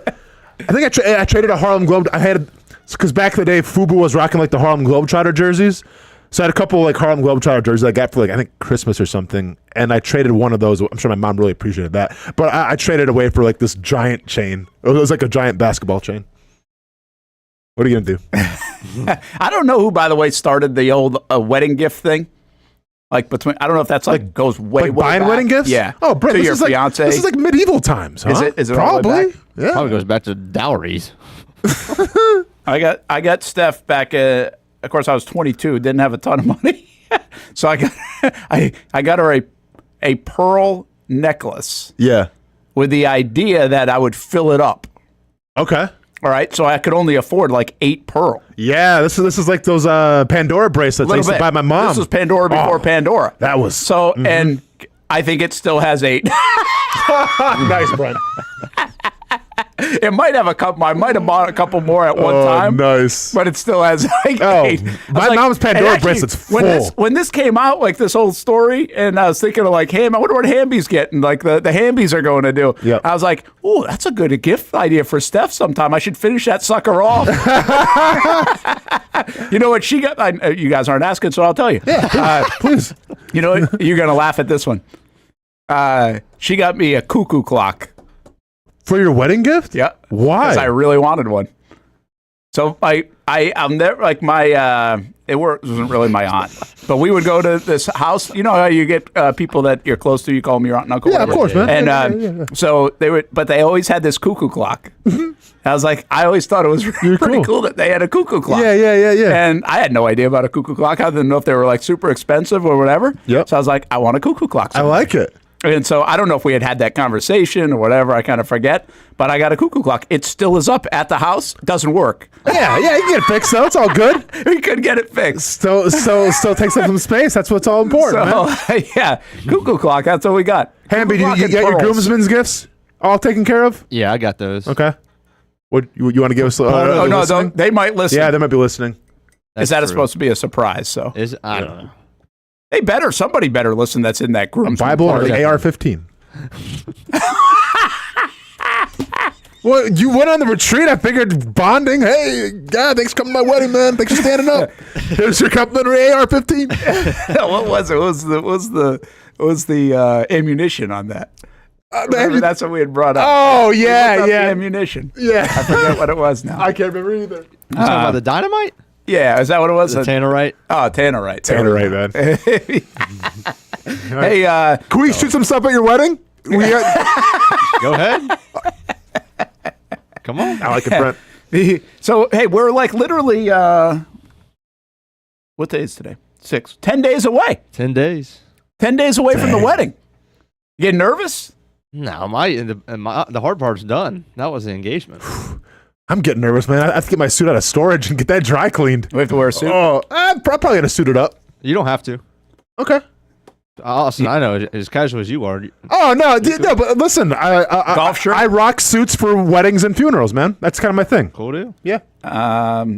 So you'll get nervous. I'm sure I will, but I'm more. You'll be all right. But you guys are all set. Everything good. Anybody like freaking out because something's not done? The seating chart's messed up. The seating chart's the hardest thing to do. In-laws acting up a little bit, Brent. Yeah, I remember that. You're just staying out of the way. You guys getting a taco truck and not going to have catered food? Yeah, we are. I'll give you one. So one of my groomsmen, I've never met. Okay, so let me tell you a story here. This is arranged. This is Brent.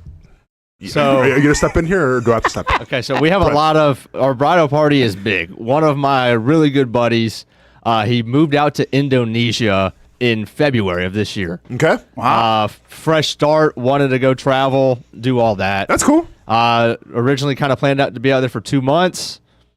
Called me. I love you. Not gonna be there. Staying out here for good, or at least a lot longer. Good for him. Okay. So at the time, really didn't want to buy that wedding gift. No, I guess not, man. Jeez. No.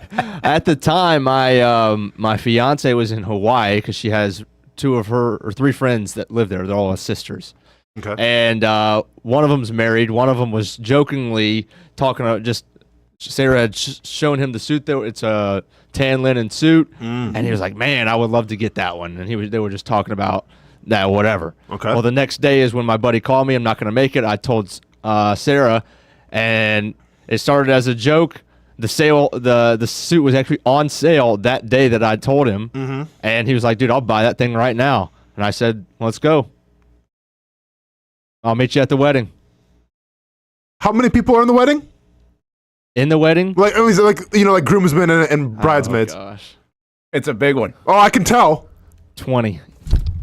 Wait, 20 total or 20 per each? Brent, no, Hey, Brent, we're out. Brent, we're pulling the plug now. Not everybody. This ain't a graduation ceremony. It's going to be a long. Are you trying to set a record? Only 4 are standing with us. But everybody will walk, and then they'll have designated rows. No, you got 20 people in your wedding, and me and Brent couldn't be I mean, we see you more than anybody else. Hey, by the way, if you're willing to give away a spot that you've never met the guy, 20 people. Why don't we just give away a groomsman on the show? That's what I'm saying. Well, I mean, it could have been Delphonic. We could have We couldn't bring in the righty Brent Martineau to fill that spot. I mean, look, with as good as we do with paying off stuff, I don't know if I could count on that person buying the suit in an orderly fashion. This guy was signing up day of.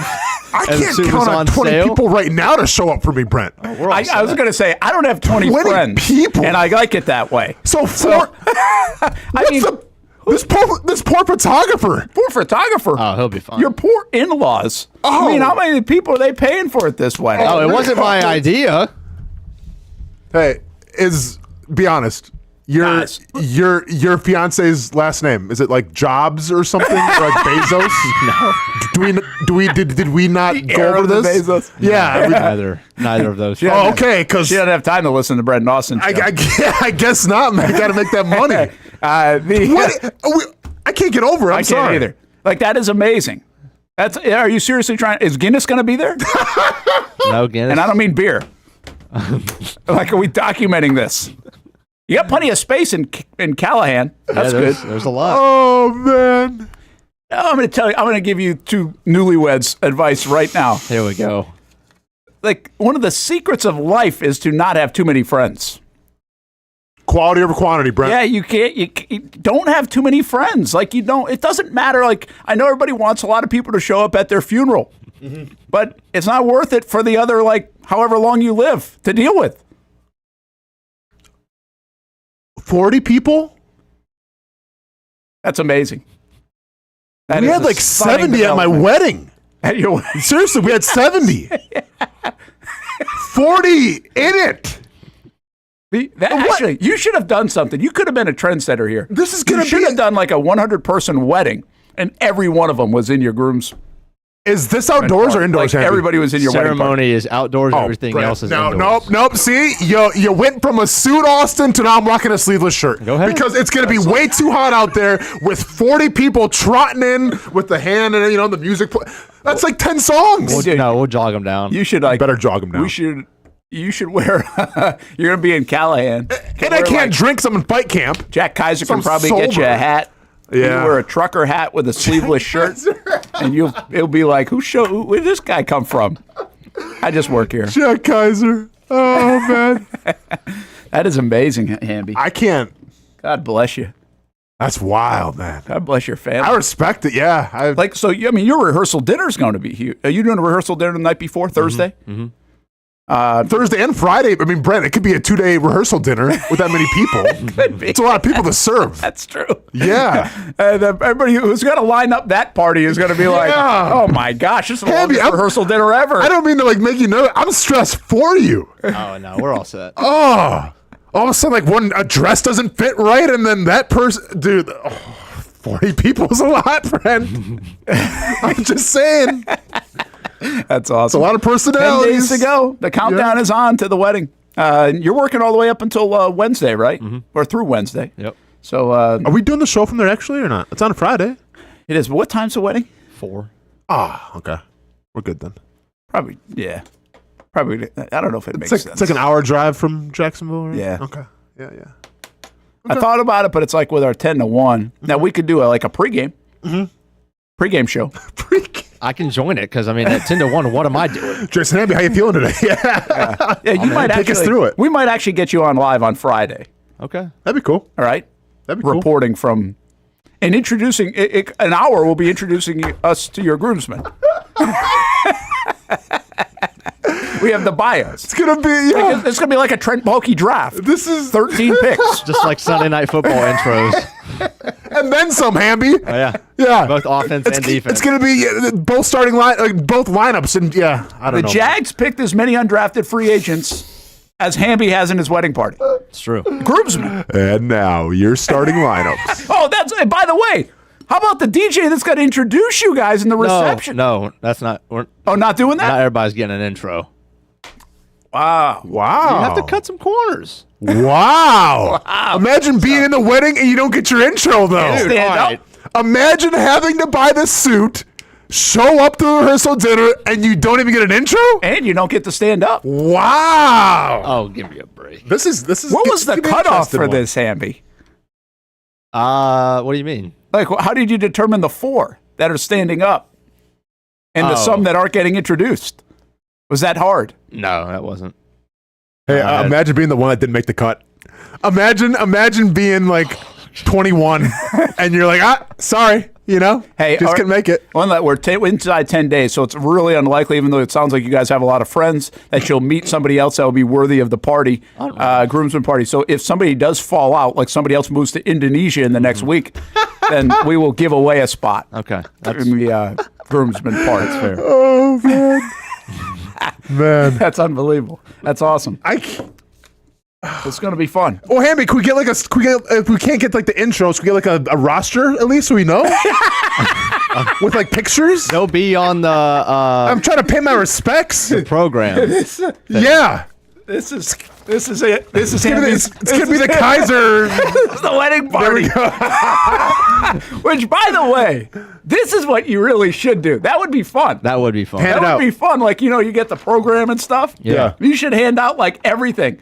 Maybe not wait for the ladies. They probably wouldn't like that. But like where they went to high school, where they're from, where they went to college. I should do that. Like, been married, divorced 3 times. Like, Fun fact about him.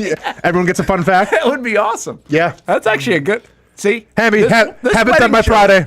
Have it done by Friday, Hamby. You got it. This wedding show that we're going to do is going at some point is going to be good.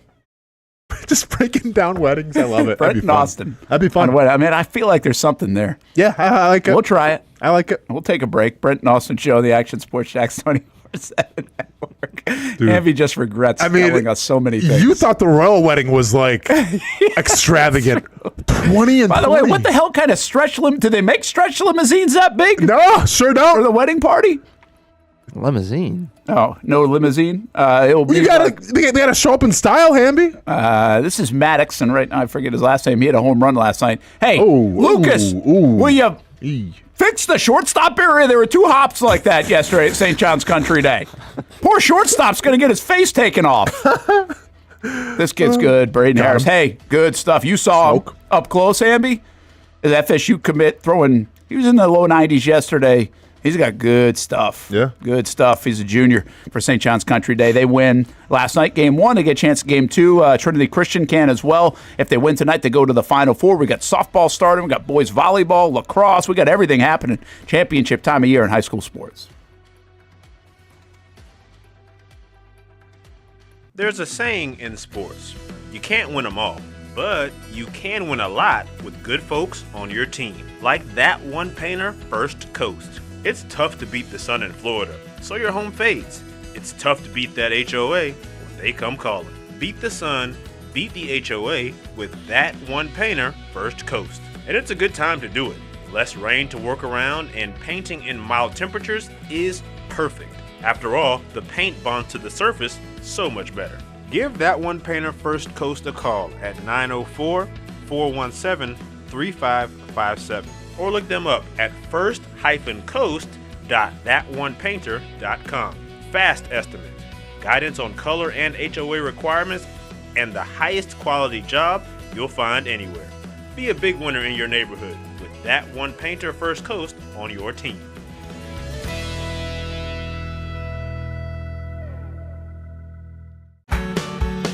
People helping people. It's at the core of what Alive Credit Union is all about, and it's been that way for over 70 years. From the start in 1954 to today, the mission remains to inspire financial wellness and give you a financially fit lifestyle. Alive Credit Union and its employees are committed to not only serving their valued members, but also our community here in Northeast Florida. I had a chance to see that commitment firsthand as Alive partnered with our Action Sports Jacks 24/7 team to bring you Armada men's and women's soccer broadcasts. Inside the 18, it is a shot, and it's a goal!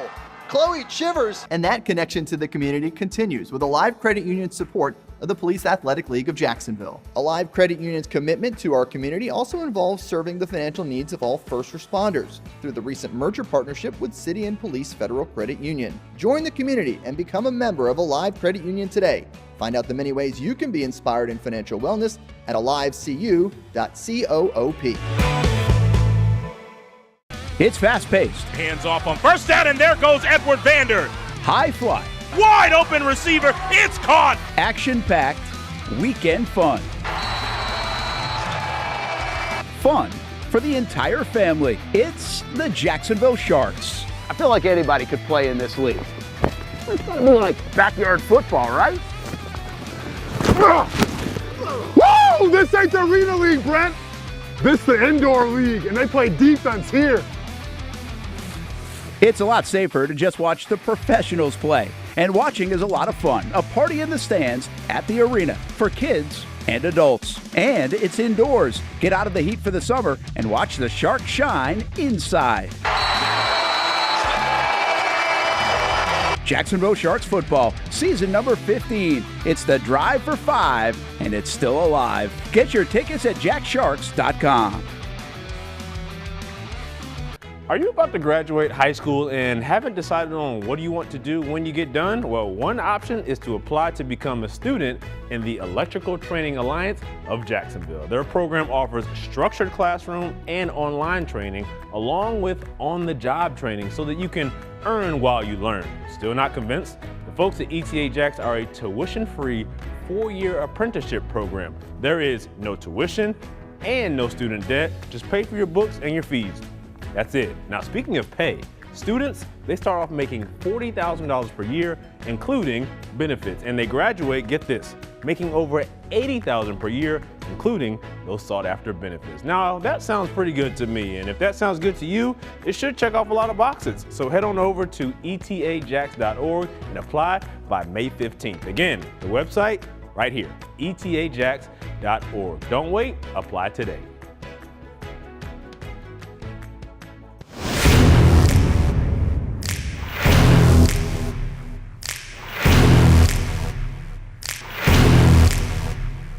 Grab some friends and go to a restaurant or head out for a drink and some conversation. Watch your favorite team play on the big screen. Or how about play some games? You can do all of that in one night at Best Bet. Each location has a different vibe, its own personality, like here at the original Best Bet in Orange Park. When you walk through these doors, everybody knows your name. And here in St. Augustine, it's the newest location. Play some poker. How about the table games? And don't forget about Ace's Sports Bar and Grill. And then there's the Jacksonville location right here on Monument Road. It's the biggest poker room in the state of Florida. Maybe you'll find yourself a seat right here at the final table. Best Bet, where you can have the best of times. And that makes you always go home a winner. Try any of the 3 locations, and you can always visit bestbetjacks.com. Welcome back to the Brent and Austin Show, streaming on the Action Sports Jacks 24/7 network. Hey, welcome back. Action Sports Jacks 24/7 Network, Brent and Austin Show. I had Jack Kiser on the show earlier. He was great to catch up with. Jags 4th-round pick out of Notre Dame. And you can always go back and look at that anytime on our podcast. It goes up at 1:30 each and every day. So listen on your drive home. Listen while at work. If you're not watching it live, you can catch our show 24 hours a day, which is the fun part of our show. And replays here on the network every night at 10 o'clock at night if you're up late. But also you can go find it on YouTube and Twitter and everything else anytime you really want. At your convenience, folks. That's what we are here for. All right, what are we missing in the chat today? We need video of you 3 on the dance floor. Well, I will tell you this, Daniel. I will not be on the dance floor. Oh, come on, Brent. No. Come on, man. You can't get me drunk enough to be on the dance floor. Ain't gonna cut a rug a little bit? No. Over under on how long before Brent got up. Probably from the commercial? From the Sharks commercial? Oh, is that what that's from? Yeah. I mean, I don't know. I said 4.5 minutes. It wasn't that long. No, it wasn't. There was some, there was a little bit of pain, though, in there. But not a lot. The dude refused to use like a crash mat. He's like, all right, we'll be fine. And keep in mind, this isn't like a football. This is on concrete, essentially. It's arena. Yeah, Austin he was very concerned. Yeah. It's a lawsuit waiting to happen for me.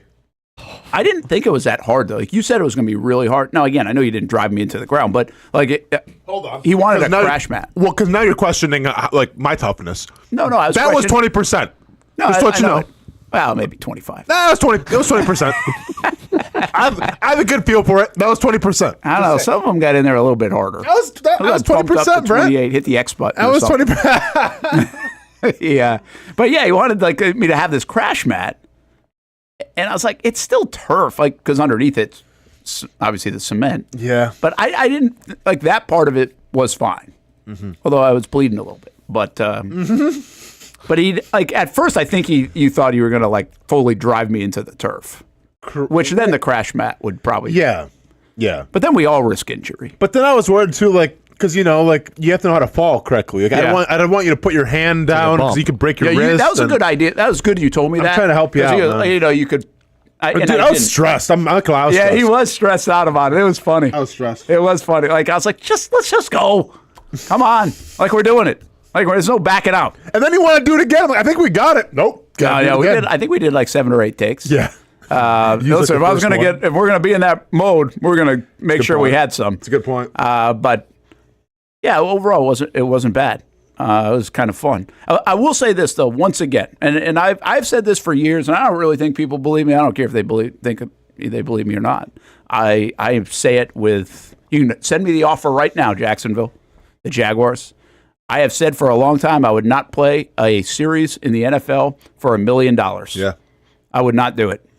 And I fully believe I wouldn't do it. Yep. Because I wouldn't be around. I don't know. I'm not sure I could spend the $1 million the way I wanted to spend it, quite frankly. And that's why I say it. Spend it on physical therapy. And I'm not talking about just standing there for a series, like at a wideout position, okay? Like I'm talking about like seriously involved in a play.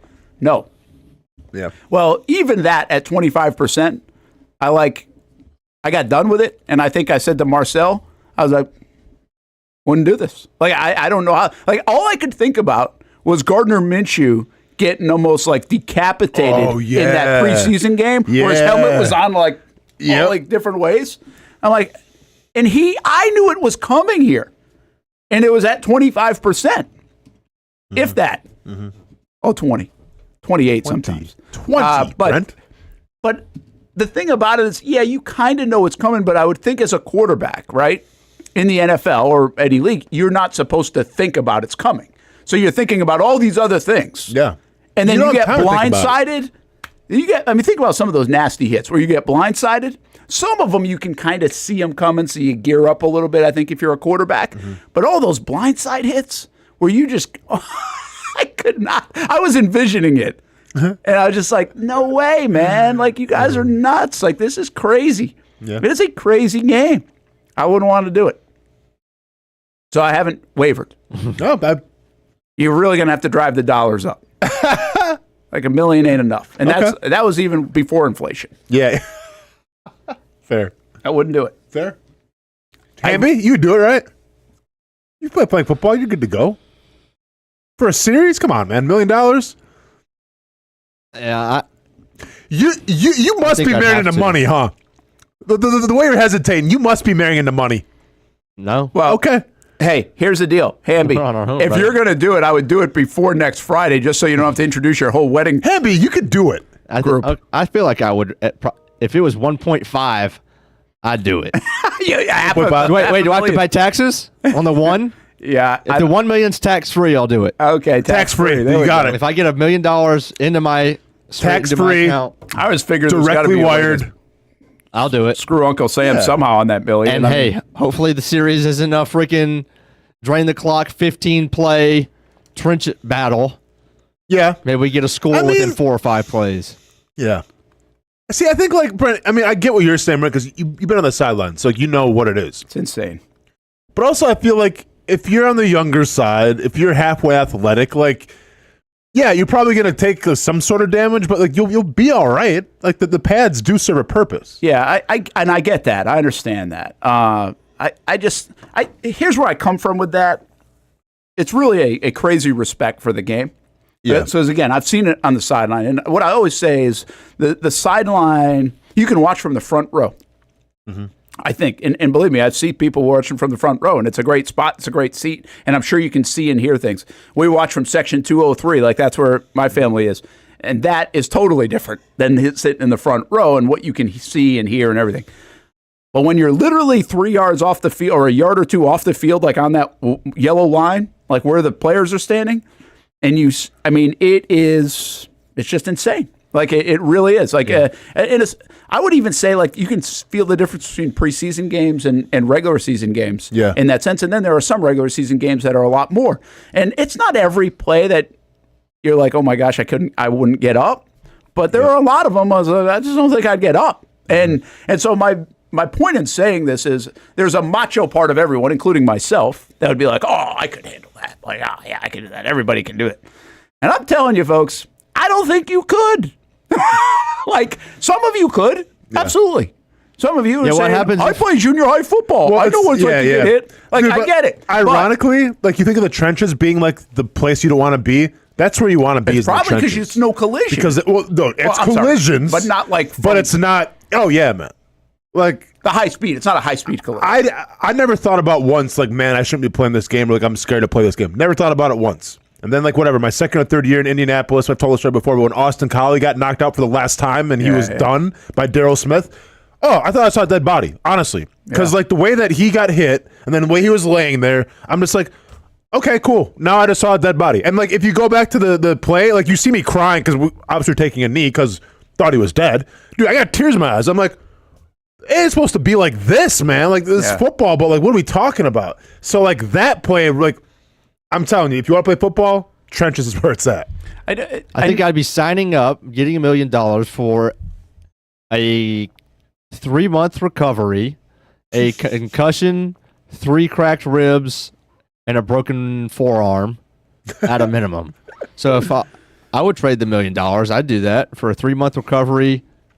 Yeah. I mean, maybe you would. Listen, I played pickleball on Saturday, and I ran into the fence, like, because I was hustling to make a play, and I feel like I hurt, like, 3 different things when I did it. Like, I'm not going to lie. Like, I was sore, like, the next day for a day. My neck, my shoulder, everything else. And you shouldn't say things like that. Well, I don't mind being honest. Listen, I'll still run circles around you if you want to play hoops and all that stuff. I'm just saying, like, that's the body's at that age. Now, it's like, and I'm out of shape. I'm just not as good a shape. Yeah. Now, if I was 22 and you asked me this question, and I'm on a microphone, I'm like, okay, well, yeah, man, of course. I'm like, I could probably run by Travis Hunter. It's worth like, that's what I would probably say. Yeah. But I'm just telling you, a lot of the context of this is the actual just respect for the game at that level. Like, I've watched a lot of high school football. It's not that level. I've watched a lot of college football. And I know the SEC is really great level football. It's still not that level. Like, that's what's like, you got to really want to do it. Or, you know what I question sometimes or wonder sometimes? Do you think, like, Foyer from a line, because obviously the running back and the linebacker spot are, to me, where you get the most on, like, collision a lot. Like, well, the most, but I think the most gnarly ones is actually at safety. Yeah, I get it, but I'm talking like, you're doing it 25 to 40 times a game. Oh no, if you're a middle linebacker and you got to come, fill the gap, like, damn well you have to lower your head and deliver some punishment to try to make that play. Yeah, I don't think I've ever asked this question. I understand they've tried to be like safe, obviously heads up, all that stuff, and which makes a lot of sense. And some people are just like, whatever, right? Sacrifice their body. Yeah. You have to sacrifice your body to some degree. But are there ways like that running backs are taught, or even a linebacker's taught, to protect their body while being violent? Do you know? Yeah, I mean, there's things you can do. Like, for instance, for like a running back, like, if you ask Mojo this, like, there's certain ways that you can fall to, like... Exactly, that's what I mean. Or, like, it's hard to explain. Like, you're not going to see a guy, like, try to, like, say a guy's got your leg, right? You're not going to, like, try to, like, pull that guy and then... Because, dude, you're going to tear go down. Yes, right? Down. So you're taught. That's a good example. Yes. Like, like, now Derrick Henry, he's pulling you. Well, yeah, Derrick Henry is a different one where it's like, it doesn't matter because you can't hang on to Derrick Henry. But most guys are kind of taught, like, hey, don't try to extend this. Your risk for injury probably goes way up, right? Yes. Yeah. So anyway, I just think I mean, when it's tackling, Brent, on defense, they always say, you have to lead with your hands, which sounds great on paper, but, like, sometimes you got to lower your shoulder to your head. Well, listen, like, I don't claim to be that tough. I do in the dentist chair sometimes. I think I am kind of tougher than most. But I think even just think about this, okay? These guys are going, at the line of scrimmage is probably not 20 miles an hour yet, right? But you're going whatever miles an hour with a bunch of force, strength, and then you've got a linebacker or a defensive tackle trying to grab, right, as that guy's going by to make the tackle. And I just can't believe there's not more, like, shoulder, pec kind of injuries from that motion alone. What we know is, like, hands get beat the hell up. You ever see a football player's hands, especially in the trenches, like, not like Torrey Holt hands from catching the football and having it broken. I'm talking about, like, that's why they wear gloves and everything.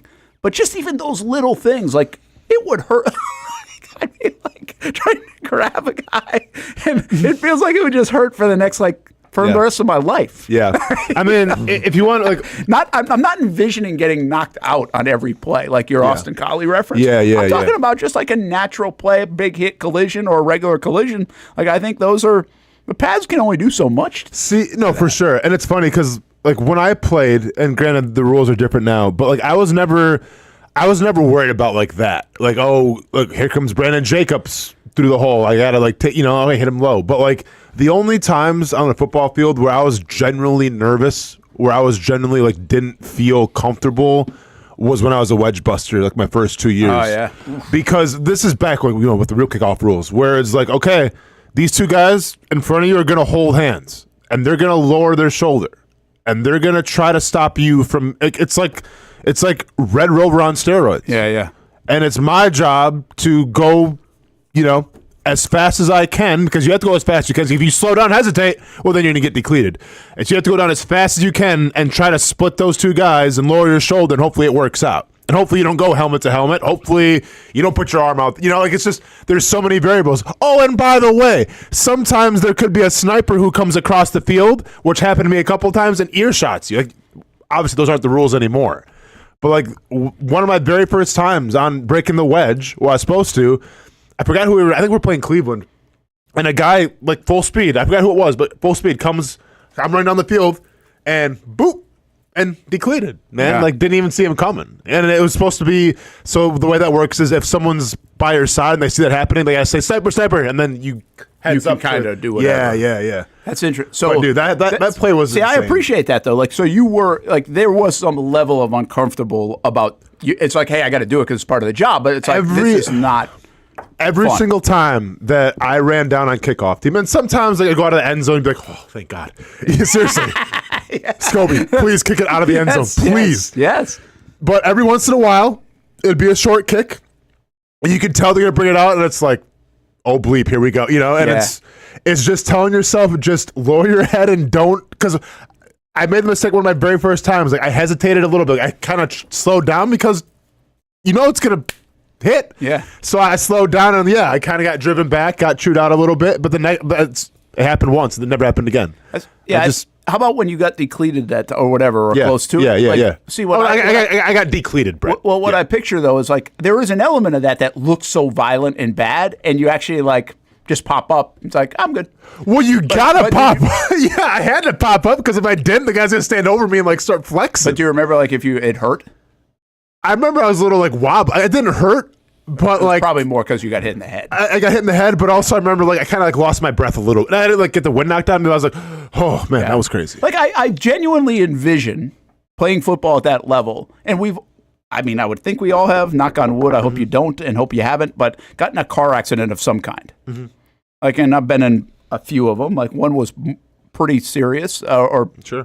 I would say pretty serious back in high school, But like that feeling doesn't leave you. Mm-mm. Like that whole feeling of getting it from the mental side of it to the like emotion side of it to the like holy cow, like everything did something in my body that had never been done before. Like everything just shifted. Yeah. Because you're just not expecting it. Yeah. Right? I mean, most of the time you're not expecting an accident if you get in a car accident. No, without a doubt. So like that whole feel, like I can feel that now, like because I've been through that. So, like, that's my interpretation of what kind of like a football play feels like. And by the way, getting in a car accident ain't fun. Yeah. No, it's not. It ain't fun. Yeah. And that's the thing, though, with like the kickoff team was, like you said, Brent, car accidents, you don't really see them coming until like the last second. It's like, oh, you don't have time to react. Yeah. With the football play, it's like, what's going to happen. And it's funny how, like, it's a very quick play, right? Kickoff play, whatever. But, like, time almost slows down, like, when it happens. Because, like, okay, I can see these two guys getting ready to line up together and form the wedge, okay? No one's coming across to cheap shot me, okay? Like, dude, I've had so much time to, like, okay. They're lining up. It's like 3 seconds, but it feels like 30. Oh, it feels like a minute. I get that. I get that. Hey, real quick, just to get, before we hit a break, and man, what a bad deal for, speaking of injury, Tyler Callahan last night. I don't know if you saw the play, but he goes crashing into the wall in left field. Makes a hell of a play. Yep. Like, hell of a play. And by the way, like, no care for the body, and he paid the price.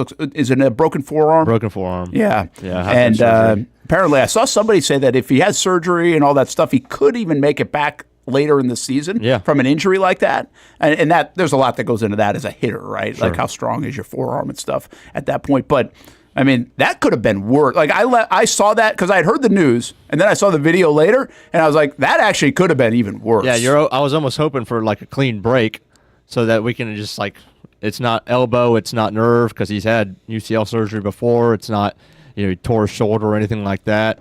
Obviously nothing to the head or the ribs.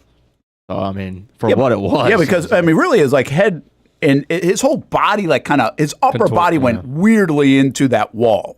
And so, I mean, you almost feel like from a hockey guy, like you start thinking like that kind of stuff. Right. I mean, it's basically like a hockey guy going into the boards, like where you're like, oof, that scares you for a second, just the look of it.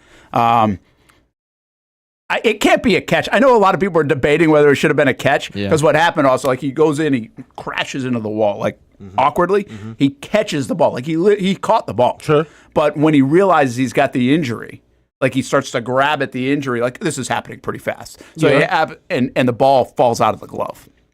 Gotcha. Right. So like, but he literally, like everybody would admit that he had the ball in his glove. Okay. But the injury, like once he lands on his, again, this is happening fast. Yes. This isn't like 5 seconds later. It just falls out because he couldn't control it. Like I mean, because I don't know if he couldn't control it or if he actually just went to like grab his forearm, right? Because everybody would in that instance. But it ends up being an inside the park home run because nobody was there to go get the ball. Yeah. So, but I can't disagree with what it is. I know a lot of people on like social media are like, "Why isn't that a catch? Come on, Major League Baseball, it's a catch." Like it's really not a catch. Like it can't be a catch, even though like I would say it was a great catch by him. But by rule, it's not a catch. It can be both. I really wanted that to be a catch. I know. Well, honestly, I think like even as like a hitter, like that's a weird one, right? Like I mean, you're getting an inside the park home run because a guy just can't move, right?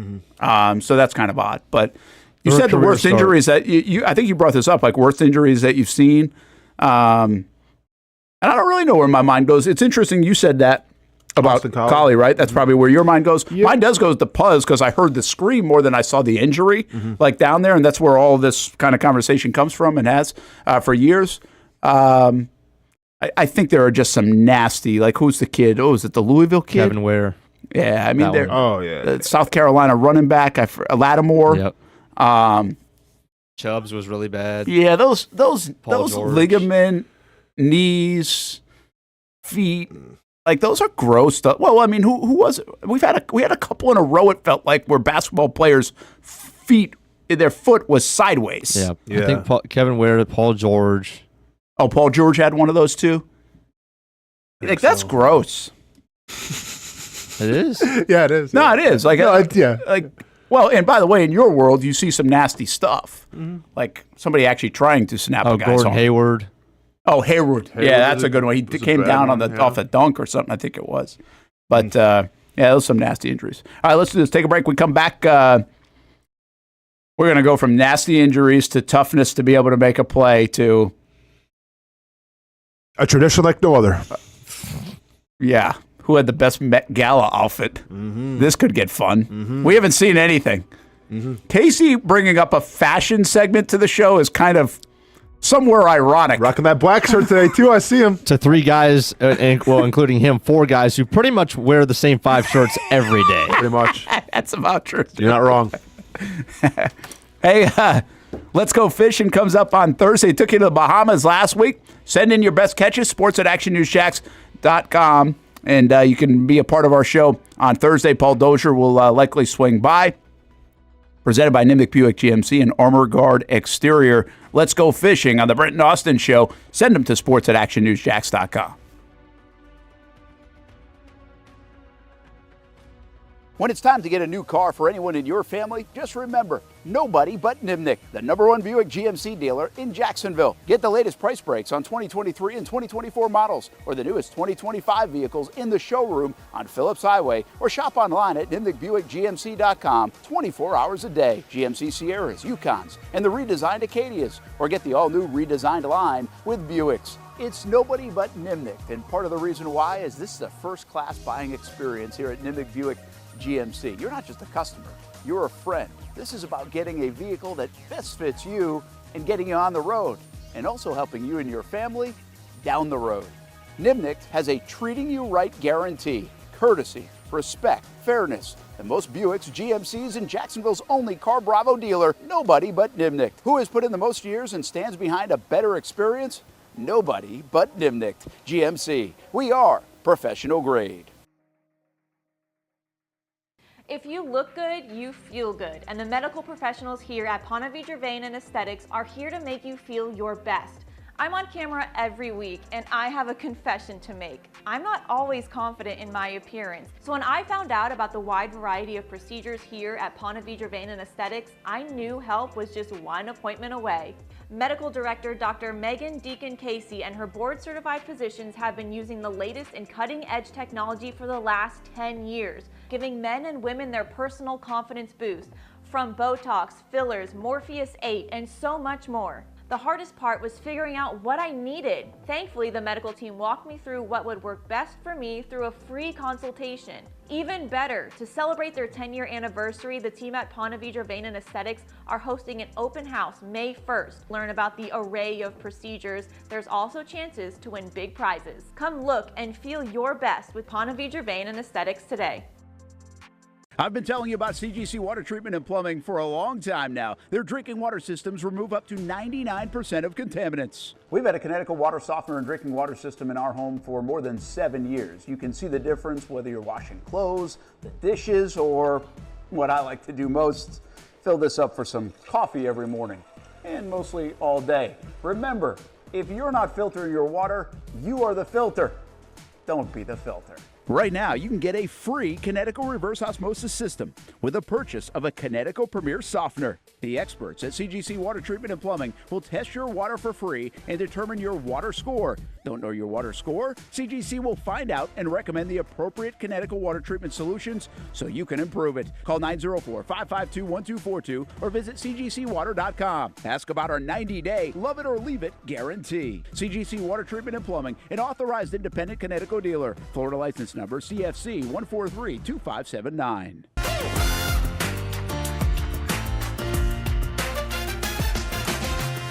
Empower a future, inspire a dream. It's a bold but simple mission for the Jacksonville Police Athletic League known as Jax PAL. Help the next generation of kids in Jacksonville shape a brighter future. Their after-school programs, teenage leadership programs. There's community outreach. This has been just an awesome opportunity to be out here with my colleagues and do something good for the community. It's really been an interesting opportunity to just see everybody work together in a way that we don't normally in the office. And there's sports.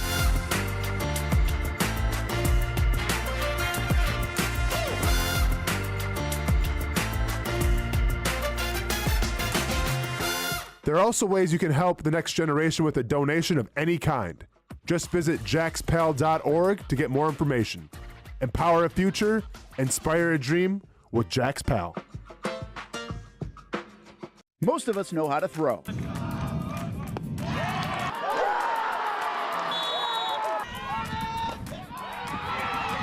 But you need to know what to throw. I'm not talking about footballs, baseballs, softballs. We're talking about those items you need to recycle. Republic Services explains it easy. Recycling simplified. 1. Know what to throw. When in doubt, throw it out. 2. Empty, clean, and dry those materials. It takes an extra minute, but it makes a big difference. And 3. Don't bag it. This makes the recycling process faster and more efficient. This is a look at the Republic Services North Florida Recycling Center. You can make this process even more efficient. By utilizing those 3 steps, Republic Services can help you become a better recycler in your home. Learn more at recyclingsimplified.com. Welcome back to the Brent and Austin Show, streaming on the Action Sports Jax 24/7 network. This is where all the boys would get together, at least in the neighborhood. Wanted to talk story or hang out, check out the view. That bird back there. What are they saying? Cleveland Browns 94, that's what he said. Okay. Cleveland Browns. With the 94th pick in the 2025 NFL Draft, the Cleveland Browns select Dylan Gabriel. Oh my God. That's pretty wild. Yeah. You buying it? I don't know. You buy that or the guy punching the grizzly bear more? Oh, I buy that 10 times out of 10 over the grizzly bear story, but yes. Yeah, I mean, it's crazy if that's true. Did the Browns trade for that pick? For the 94th pick or not?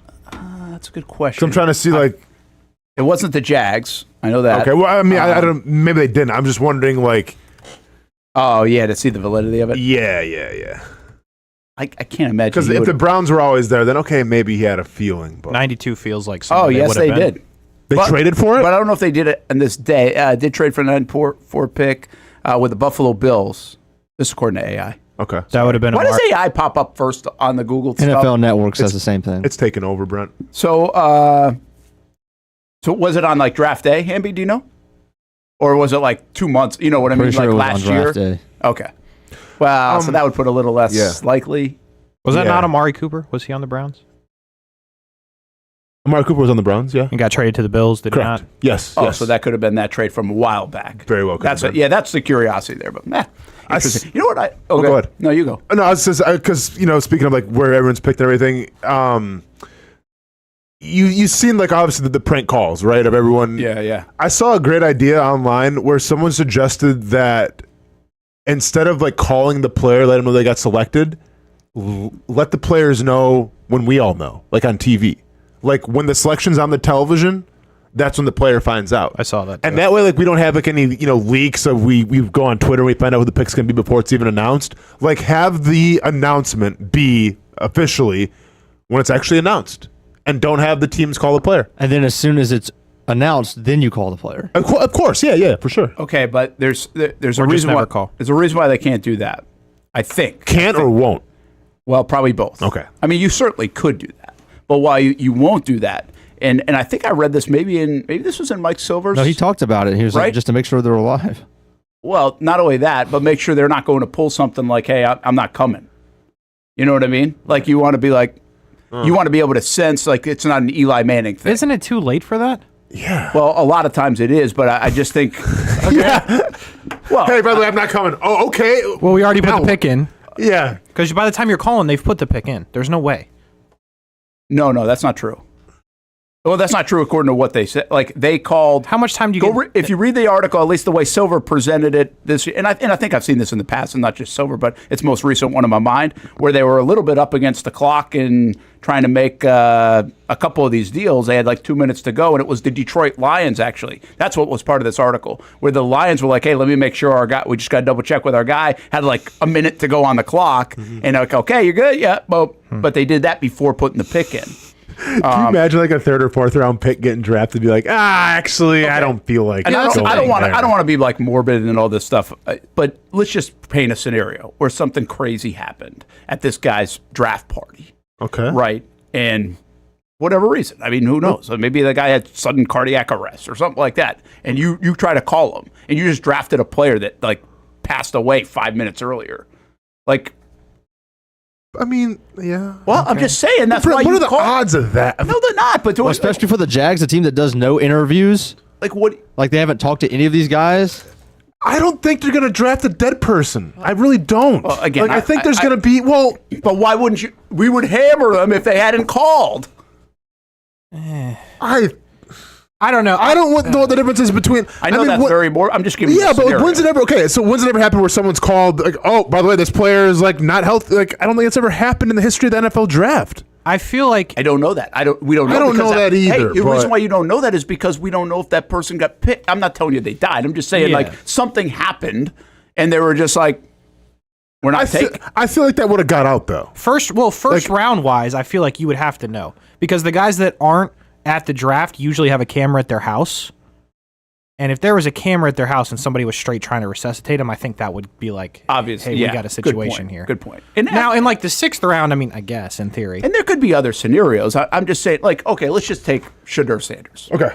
All right. I'm trying to give you, I don't know. I've never really thought about this that much, but Shedeur Sanders now has dropped to the 3rd or 4th round. Sure. And you already know they've handled this whole situation oddly, right? The whole thing is weird. Of course. And so, I mean, we'll use the Jags. The Jags call and hey, great value here for come be a part of our team, blah, blah, blah, blah, blah. And he's like, no way in hell I'm coming. Like, that's his response. Like, they're a response.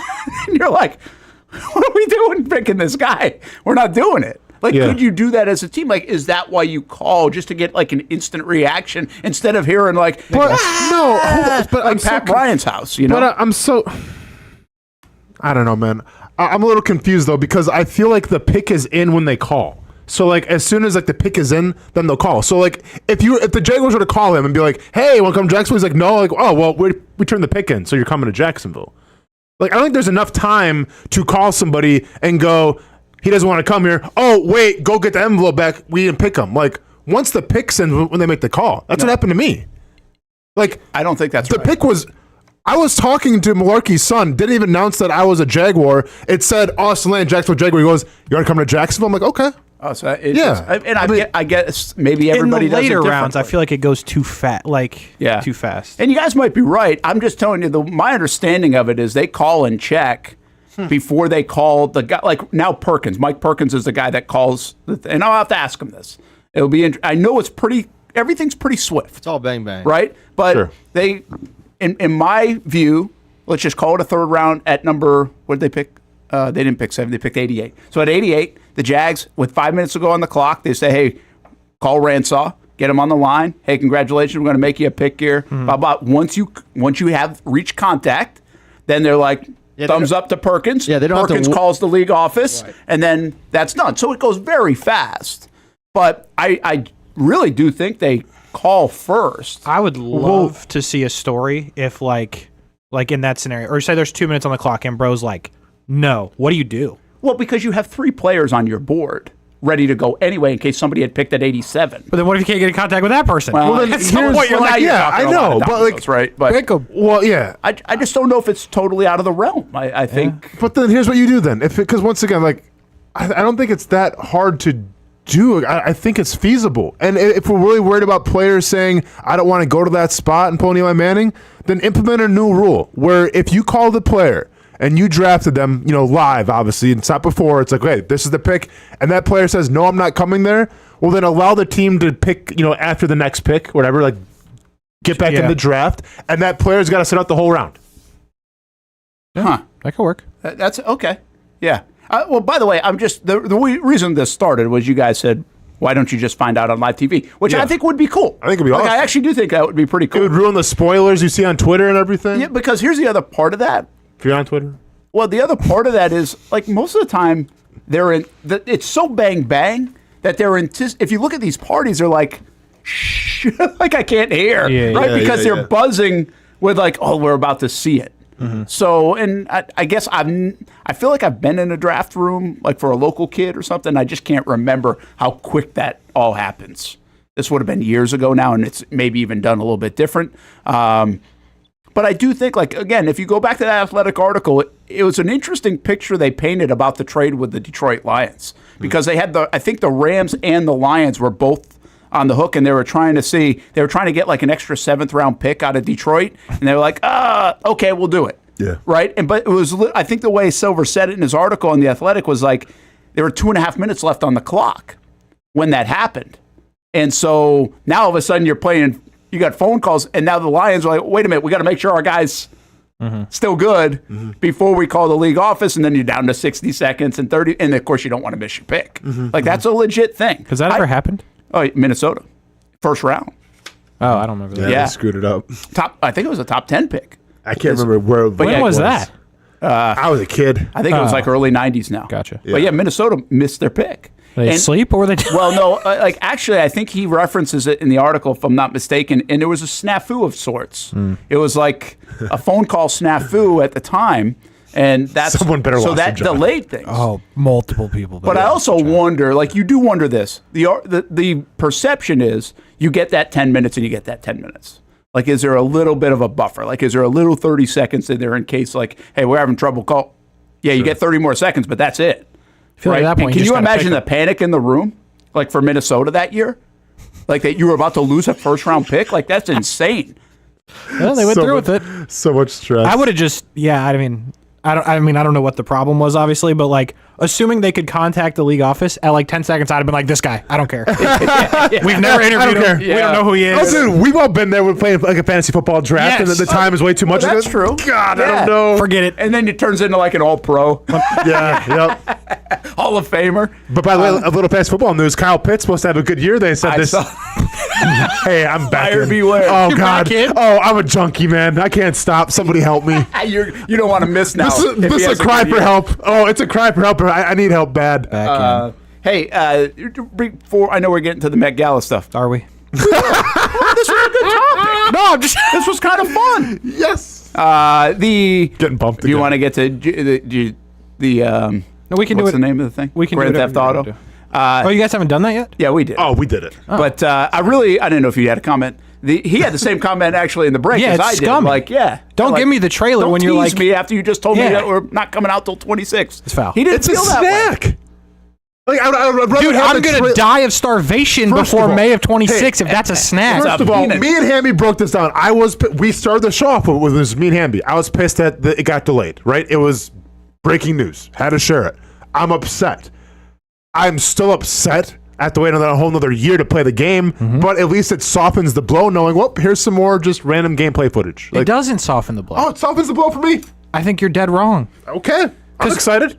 When was it supposed to come out? What was the... Oh, I don't know, 2023? Maybe? I have no idea. Well, like the 25, whatever the 25 release day was, whatever that was supposed to be. Yes. Come check with me and see if your snack is still holding you over on that day. Well, then I'll get another snack. They'll put another snack out there. They're trying to Little get tasty strangled. morsels. No. Oh, okay. It's terrible. I want to get this in because I don't think we will once we start this fashion show. Sure. Let's go. We mentioned it briefly, but Todd Golden got a 6-year deal for the Gators in the last couple hours during the show. My You know what's guy. pretty wild? Think about this on two levels. If Love Todd Trayvon Golden. Walker got a 6-year deal or something in our show, it'd be like for the last hour we'd be talking about Trayvon Walker. Of course. Todd Golden gets a 6-year deal. It's like, yeah, okay. Yeah, best of luck to you. Good luck. Yeah. Have fun, Gator fans. But seriously, it's a wild dynamic. I mean, it's a really wild dynamic where this was in like November or December. Keep in mind, they were not a powerhouse team to begin with. They weren't in the top 25. You had all this stuff come out, and then that got put to bed and quieted because I think there were, quite frankly, like those kind of reports would have or could have or might still lead to some crazy lawsuits on behalf of Golden and his team. So because not everything was factual from what most everyone would say, and so now you're talking about some heavy stuff, right? Yep. Well, just goes totally away. Partly because of that. Partly because I think the Gators did their own investigation, right? So obviously everything came back. They're not going to give a 6-year deal to somebody that they think is going to be in the news. Look at Justin Tucker right now. Exactly. So anyway, this is not to say. I'm just acknowledging the situation, what it was. Like those are the period and kind of the timing of events, and it's really fascinating now that he goes and wins a national title, proves to be a really good coach, obviously, put together a heck of a team, and now gets a 6-year deal, and he's like their guy. Oh, yeah. But like 6 months ago, he was not their guy. It was kind of like, do Gator fans. So like I'm kind of asking, like Gator fans, where are you at? Love him. On Todd Golden. Like, do you won a really, championship. We're good to go. Yeah, you're good. Like, you're cool. Make the statue for sure. This doesn't necessarily come from Gators fan point of view. This comes from a business point of view. I'd take a bullet for him. I'm not kidding. I would stand in front of a gun for Todd Golden. Oh, you got some Todd Golden stuff, That's huh? my guy. Hot dog. stuff right now, huh? I like it. And here's the other thing about Golden. I've heard he's awesome to deal with. Casey? From the folks that he's the best. Yeah, I've heard he's great. He's the best. But up from the folks that cover him on a daily basis, like we don't do that. So I don't know that. But I've heard he's fantastic. And you obviously feel the same way. Love him. Love good dude. So which means he's probably the best of dudes, actually. Hey, listen. If you feel that way from the line of work you're in, and I'm sure he's like that with fans. Oh yeah. And administration and everything else. And I mean, I don't know if we someday get more on whatever that all was, but it's unbelievable how like that was like yesterday and that's done. Like sealed. Yeah. Done. And nobody's touching it. Yeah. Just true. See, like it's unusual in today's day and age to have a story like this, and we're seeing other kind of things. And again, I'm not.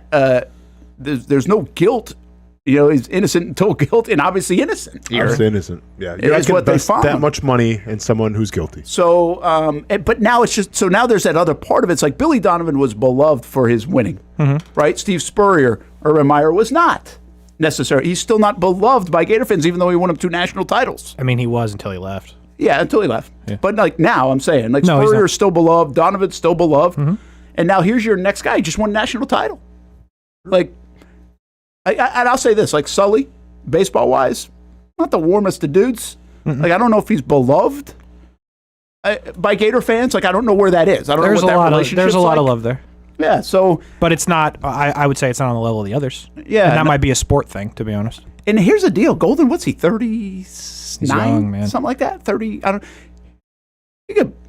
He could go have a Billy D kind of career. Oh, I mean, they had to do this because, I mean, you got to think, what was it? 39. At the time, he was the youngest person to go to a Final Four, and then he's the youngest person to win a championship. Cryer then was the youngest, because Cryer won the next night. But then he's the youngest person to ever win a championship. Like, if they didn't do this, which he could still leave, like, he was going to be the coach of North Carolina or Duke or somebody in the NBA. And he still might be because he's so young. But, like, the Gators, all that other stuff aside, which I would trust that the Gators, the investigation stuff they did, like, he's a star. There's no doubt about it. Yeah. Yeah. And he has something, at least after last year, that is really hard to quantify in today's day and age of college sports.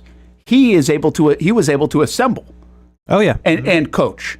Not everybody's great at that. Like, we don't know if the guy that was a great recruiter, great coach, great all these guys from Calipari to others can they assemble? Can they assemble the right mix? Well, he proves he can assemble. Like, he can play the GM role, is my point there, by saying assemble. Yeah, and they did it without a lottery player.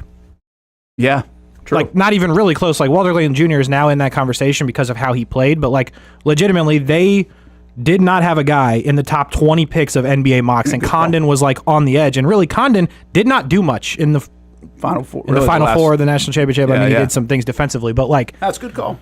And he did it with those guys, so... I just think he's I don't know how to say it necessarily, articulate it eloquently. It's just an interesting whole dynamic of the last 6, 7, 8 months. I mean, that guy's life has changed 2 different times. Yes, it has. True. And it seems like the Gators, I'll tell you who else, Scott Strickland's life has changed 2 different times in that span. Yeah. And now he's extending them, and it looks like a home run higher. Yeah. Again. I mean, at the moment, stuff aside, if nothing else comes up, the biggest of home runs. And to be at honest. the right time. Yeah. And again, I add Billy Napier not to this whole situation, but just the idea of like he's turned it. Napier would have been fired.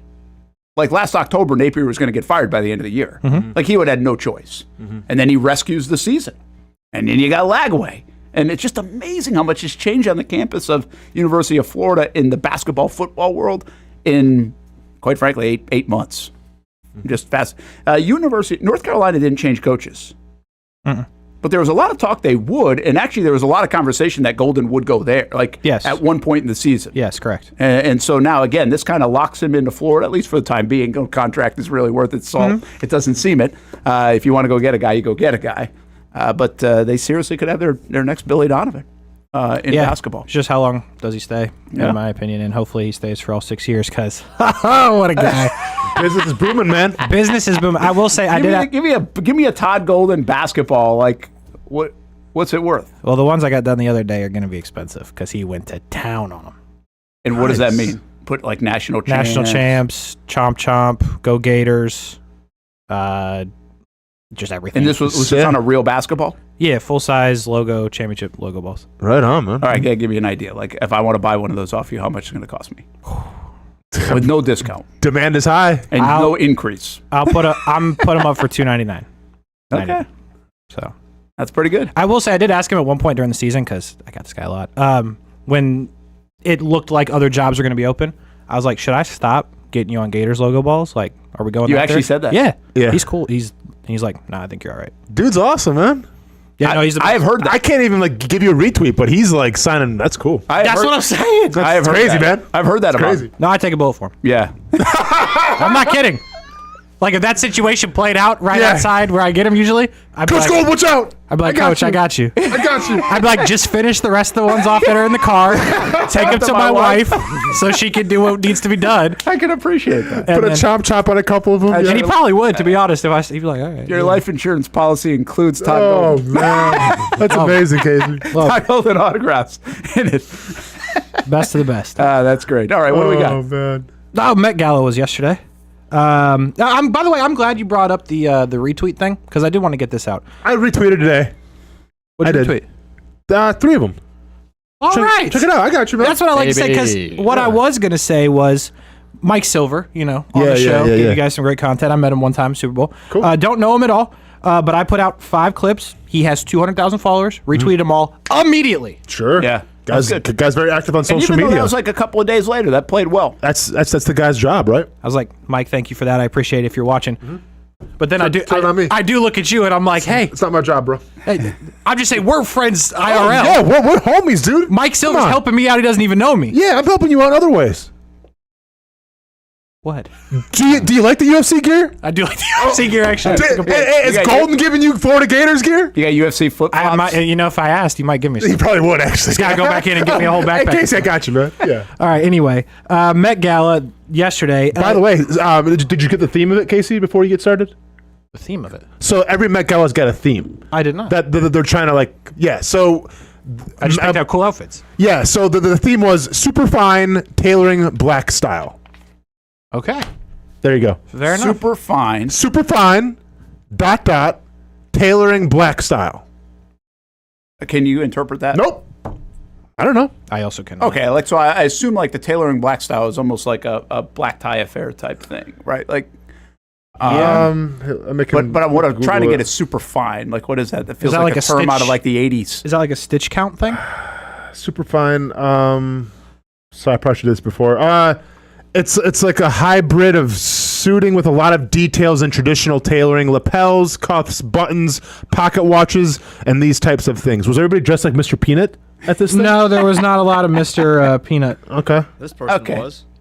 Okay, so I get it. So it's like it's the for the pinnacle accessory. So it's the pinnacle of style. People are saying. I don't know. So I feel like aristocratic Brent's fancy because we've seen some of these where it's like, what is this? Yeah. So I'm expecting like I said, Mr. Peanut. Okay. I don't know if we have any Mr. Peanut stuff. Hamby, there's a bunch of pictures in there. Whichever one you want to start with, we'll just. That's Mr. Peanut. That's what I said. Okay, that's fair. Yep. Who is this? Hey, wait a minute. Did somebody redecorate our envelope box? Like that's what I feel like. That's what they're wearing. Yeah. Do we know who this is? Janelle Monáe. Okay. She was very mean to one of my friends one time. Really? Yep. We're about to be very mean to her. If you don't know, known singer Janelle Monáe. Yep. Rockin'. Yeah, I mean, this is something. Yeah, Austin, what do you got? I mean, yeah, it's okay. So it's a box. She's like in a box. Yeah, like this isn't. She's in a box. She's in a box. She's in a box. It looks pretty boxy. Yeah. With a suitcase, like a briefcase. I think that's her pocketbook kind of thing. They call them pocketbooks. See, like this is like messing with. Like, I mean, okay, props to her because this is kind of messing with like my perception, my depth perception. It actually is like one of those puzzles. It's one of those pictures on the wall. Yeah, where you're like got to figure out the design. Yeah, it does. It messes with you. It messes with me a little bit. So I'm actually kind of like it's kind of cool with that. She's also rocking the Olympic shooting. Remember when the monocle thing? Yeah, the thing that they would remember the guy that won Olympic shooting that was just straight going for it. Yeah. Oh, that's a tribute to that. Well, no, I'm just saying, but this is what everybody else would wear on their eye to try to get. It looks like she's rocking that. Okay, I thought you meant seriously. That's what. No. I thought there was a deeper story, like our horse names here. No. Yeah, that's. I kind of want to just go up to her and draw through the maze. I just want to see if I can figure out the maze. Is there an ending here? I see. I just want to give. I want to see like how is she top heavy? Like if you push her, like would she like just kind of fall over and? Not saying I'm not not gonna push. Don't push women. No, of course not. But I'm just saying just a nudge. Just a little. Oh, hey there, Janelle. Whoa! Definitely put a landing mat on the other side. There we go. So okay, I'm sorry. The briefcase is part of the outfit, or it's its own separate thing. Like, you know what I'm saying? Is it a real briefcase or is it like woven in the? I think it's woven in. I think it's this is the gonna. look. Yeah, I think it's gonna blow your mind. That's her arm is under that. Yeah, I think it's underneath. Yeah, it's like a cape, if you will. Yeah. Okay. Wow. Okay, so Trippy. just can you go back to that for a second? Moment of silence. Just real one quick thing. Moment of silence. Okay. So like, is that? So the red part. What's her name? Is the red Janelle part Monáe. like Yes. see through Is the red part see on her shoulders and arm? Because now I can see her arms. I see the black suit and the pinstripe black. So is the red pinstripe unconfirmed? Like the cape, like you said, like a see-through cape. You see what I'm seeing? Sorta. I do actually. Because I know I see her arms. Like I see her hands and her arms. I see it. Yeah. So I see everything else as being see-through there. So I guess it would be. And the red. Yeah, I didn't see that this at is- first. That's what I'm saying, man. This is. I actually am enjoying this a little bit more. It's 'cause, like- unsettling though. I can't get the depth perception. Like if you stared thing. at somebody this much, they'd wonder what is going on, probably get in a fight. But you'd have to stare at her this much to figure out this outfit. This is like a Picasso painting. Yeah, it's actually kind of cool. Yeah. Okay. Next. I'm kind of digging it. Oh, take it in. Oh, here's your guy. Drink it in. Oh, what a hater though, right? Where's the man purse? What a hater! You can't appreciate this, Brett. You can't appreciate it, can you? No, like I get an Why are you email when I mad wear about this stuff the- on TV. They're like, get a suit that fits. Brent, but how you wearing it though, man? How many touchdowns you got on your resume? You know what I'm saying? Macaulay Oh, I'm Culkin. sorry. Did you drive a Batmobile to work today? Oh, that's cold. Right. Shoes are good. Looks good. Like this isn't bad. Shades. Isn't bad. Sun What are never you sets on a talking badass. I've never met people Clean who cut. overhype a guy so much like you two, though, and Joe Burrow. It's First unreal. of all, let's establish one thing right now. It's not just me and Casey like being the Pied Pipers for Joe Burrow. This is a Twitter. This is a society thing. It's pretty much everybody. You're the minority. Don't think that we're the weird ones because we think Joe Burrow's got swag. That's your issue, man. Like if you Go ahead, can't Casey. appreciate the fact that like the shirt is cut perfectly to the point where the necklace is just That's right fair. there. That's Yeah. good. It's good. But I'm pretty sure like the double-breasted suit thing That's it. went out. Nope, it's back in now with Joe. Guess what? Oh, good. I got one. I'm going to wear it. Hey, Wear it. it's good. Wear it. Wear it on I'm TV. going to wear it. I'm going to wear it to the wedding. Wear it. Okay. We got to roll a little bit. Dude had a supermodel house sitting. Remember that, Casey? I do. Jay Jettas. Is that Justin? Oh, Justin Jefferson? Yep. Huh. Nothing. I'm trying to figure it out. Like, I feel like It's a bit oversized. I feel like it was like I feel like it's a. It looks like the a pirate shirt. parachute that didn't parachute. It looks like it looks like the pirate shirt from Seinfeld and some pirate pants to go along with it. That's not bad. Yeah. That's a good call. Aristocratic pirate pants. You know, like when the parachute jumper lands and the whole thing collapses on Sure. him? That's Yep. what I feel like happened. Yep. All right. But I'm not gonna hate him because he won me a fantasy football championship. So I guess I'll have to start wearing that too. Next. This dude, Walter Goggins, right? Yeah. It's my guy right here. Rocking somewhat of a kilt skirt type Yeah. deal here. So I'm gonna say this: if it was anybody else, I would question it. But it's Walter Goggins. Dude's a phenomenal actor. He's a wild card, if you will. This is a wild card type of outfit. I'm not mad at it. It's Baby Billy. You give way too many passes. It's Baby Billy. You don't watch. You don't know who that is though. I don't care who it is. He looks goofy. Baby Billy. That counts. You can It get away with certain counts. stuff. Brett, this guy is like the wild card of all wild card actors.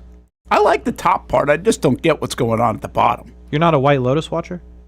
I've seen some of it. Is he in this? He is in that? He's in the latest He's season. in the newest one. Oh, newest one. I haven't Righteous Gemstones? No. You're watching the Sydney Sweeney version of White Lotus, I'm guessing?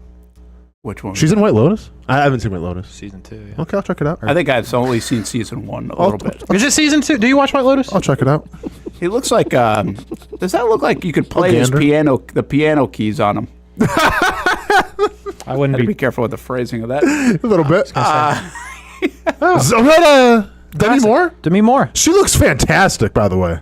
Because she's like, I think she was voted the most beautiful she's like woman in the 60. world. Dude, she's 62. good or for something. her. That's what it is. Good for her. I thought this was, classic, No, that's- easy. Got the flow in the back, but also this weird satellite thing up top. Okay, like I think there's something elegant about this. Oh, no. When I think of super fine tailoring, boom. Yeah, She nailed it. there we go. That's I like good. it. Demi Moore signed stuff on my eBay, by the way. Next. This is a whole plug to get. Oh. Someone's holding an umbrella, so I like that. I like she's got like a servant. Lauryn Hill. Huh. I know, right? So did she have to get 2 tickets to the event? Probably. I would say probably. That's a good point, too. You do need a second one? Sorry, husband. You can't be here. Or maybe that is her husband. I'm just going to go and say it. What? She had something recently? No. Okay. Well, you know what I'm saying? Like, I know. There's a lot of swag here. Yeah. And a lot of things going on for... You had a good album in the 90s. But, a great album in the 90s. Oh, one of the best ones of all time. Best ones of all time. What are we doing lately? That was definitely a Mary Way too Poppins much. look. So many animals died. Diana Ross. So many animals died on that. Those poor whatever. Diana Ross. Alpacas. That is amazing that she matches almost like the length of the colors flowers in the background. PETA's trying to hack in right now and shut the show down. PETA's just irate. How did she sit? Yeah, Good point. Do you take that off? How'd she get in the car? You put it in the coat rack? Did she have to walk from where, like LA? That's not tailored. I wouldn't let her through the door. Like, come on. You got to cut it a little bit here. That's ridiculous. It's actually very nice looking, though. Bad Bunny. Yep. Bad Bunny. Is he going bowling? That's what. It does look like a bowling bag. Looks like a professional hitman bowler. Kruger's going bowling. That's a hitman, but he's going bowling first. Like, yeah, I'll take him out, but let me go get these 10 frames in first. Bro's a Batman villain. That's true. I like it. The bowling pin. That's my guy Coleman Domingo right there. Who is Coleman Domingo? Sign stuff on my eBay. What do you mean? Rustin photos. eBay. We'll Fear the Walking Dead. eBay. Spider-Man Funkos. eBay. What was he in Spider-Man? He's the voice of Green Goblin. Voice actor. Gotcha. Does he have arms? That's part of the... Like, you can't tell... This is goated right here. Blue cape on my guy Coleman Domingo. What do I do with my hands? Oh, man. I don't know. Just keep them still, my guy. This looks like a character from the Labyrinth with David Bowie back in the day. You ever see that? It was so weird. Interesting. I know what you're talking about. That actually does remind you of that. Yeah, it reminds me of the Labyrinth. Cool, Casey. Thanks, Fashion Casey. Fashionista. Todd Golden fan, by the way. Todd Golden, my guy. Congratulations. Have a great Tuesday, everybody.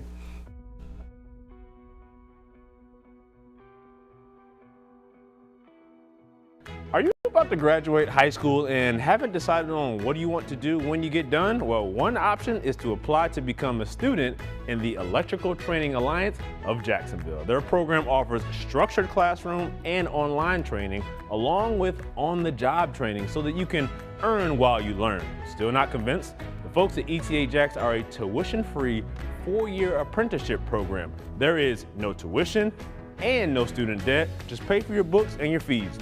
That's it. Now, speaking of pay, students, they start off making $40,000 per year, including benefits, and they graduate, get this, making over $80,000 per year, including those sought-after benefits. Now, that sounds pretty good to me, and if that sounds good to you, it should check off a lot of boxes. So head on over to etajacks.org and apply by May 15th. Again, the website right here, etajacks.org. Don't wait, apply today. People helping people. It's at the core of what Alive Credit Union is all about, and it's been that way for over 70 years. From the start in 1954 to today, the mission remains to inspire financial wellness and give you a financially fit lifestyle. Alive Credit Union and its employees are committed to not only serving their valued members, but also our community here in Northeast Florida. I had a chance to see that commitment firsthand as Alive partnered with our Action Sports Jacks 24/7 team to bring you Armada men's and women's soccer broadcasts. Inside the 18, it is a shot, and it's a goal! Chloe Chivers. And that connection to the community continues with Alive Credit Union's support of the Police Athletic League of Jacksonville. Alive Credit Union's commitment to our community also involves serving the financial needs of all first responders through the recent merger partnership with City and Police Federal Credit Union. Join the community and become a member of Alive Credit Union today. Find out the many ways you can be inspired in financial wellness at alivecu.coop.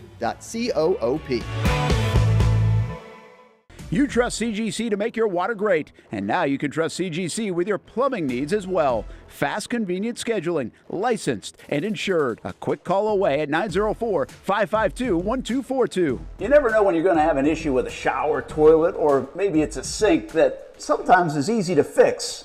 All right, let's be honest. I'm not fixing anything. I'm totally staging this because when I have a plumbing problem, I call CGC Water Treatment and Plumbing. Trained professionals, transparent pricing, customer satisfaction. Small problem or even a bigger issue. Save 10% off any water heater plus no trip charge. The experts with 25 years of experience at CGC Water Treatment and Plumbing can do it all. Call 904-552-1242 or visit cgcwater.com. For a limited time, CGC is waiving the trip charge on all related plumbing calls. CGC Water Treatment and Plumbing, an authorized independent Connecticut dealer. Florida license number CFC 1432579. For the game day hustle and every day in between. Juggling my show, Jags Social, to going under the Friday night lights and a social life, it's a daily tournament. But this ride, MVP status. The all-new 2024 Lincoln Nautilus isn't just my car, it's my personal locker room, office on the go, and VIP lounge on wheels. Let's talk tech.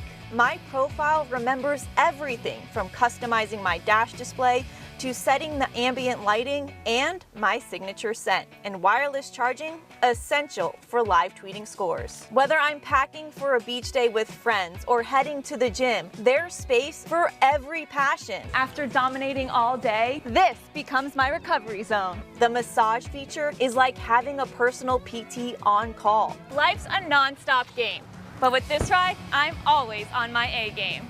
The 2024 Lincoln Nautilus. Drive your passion.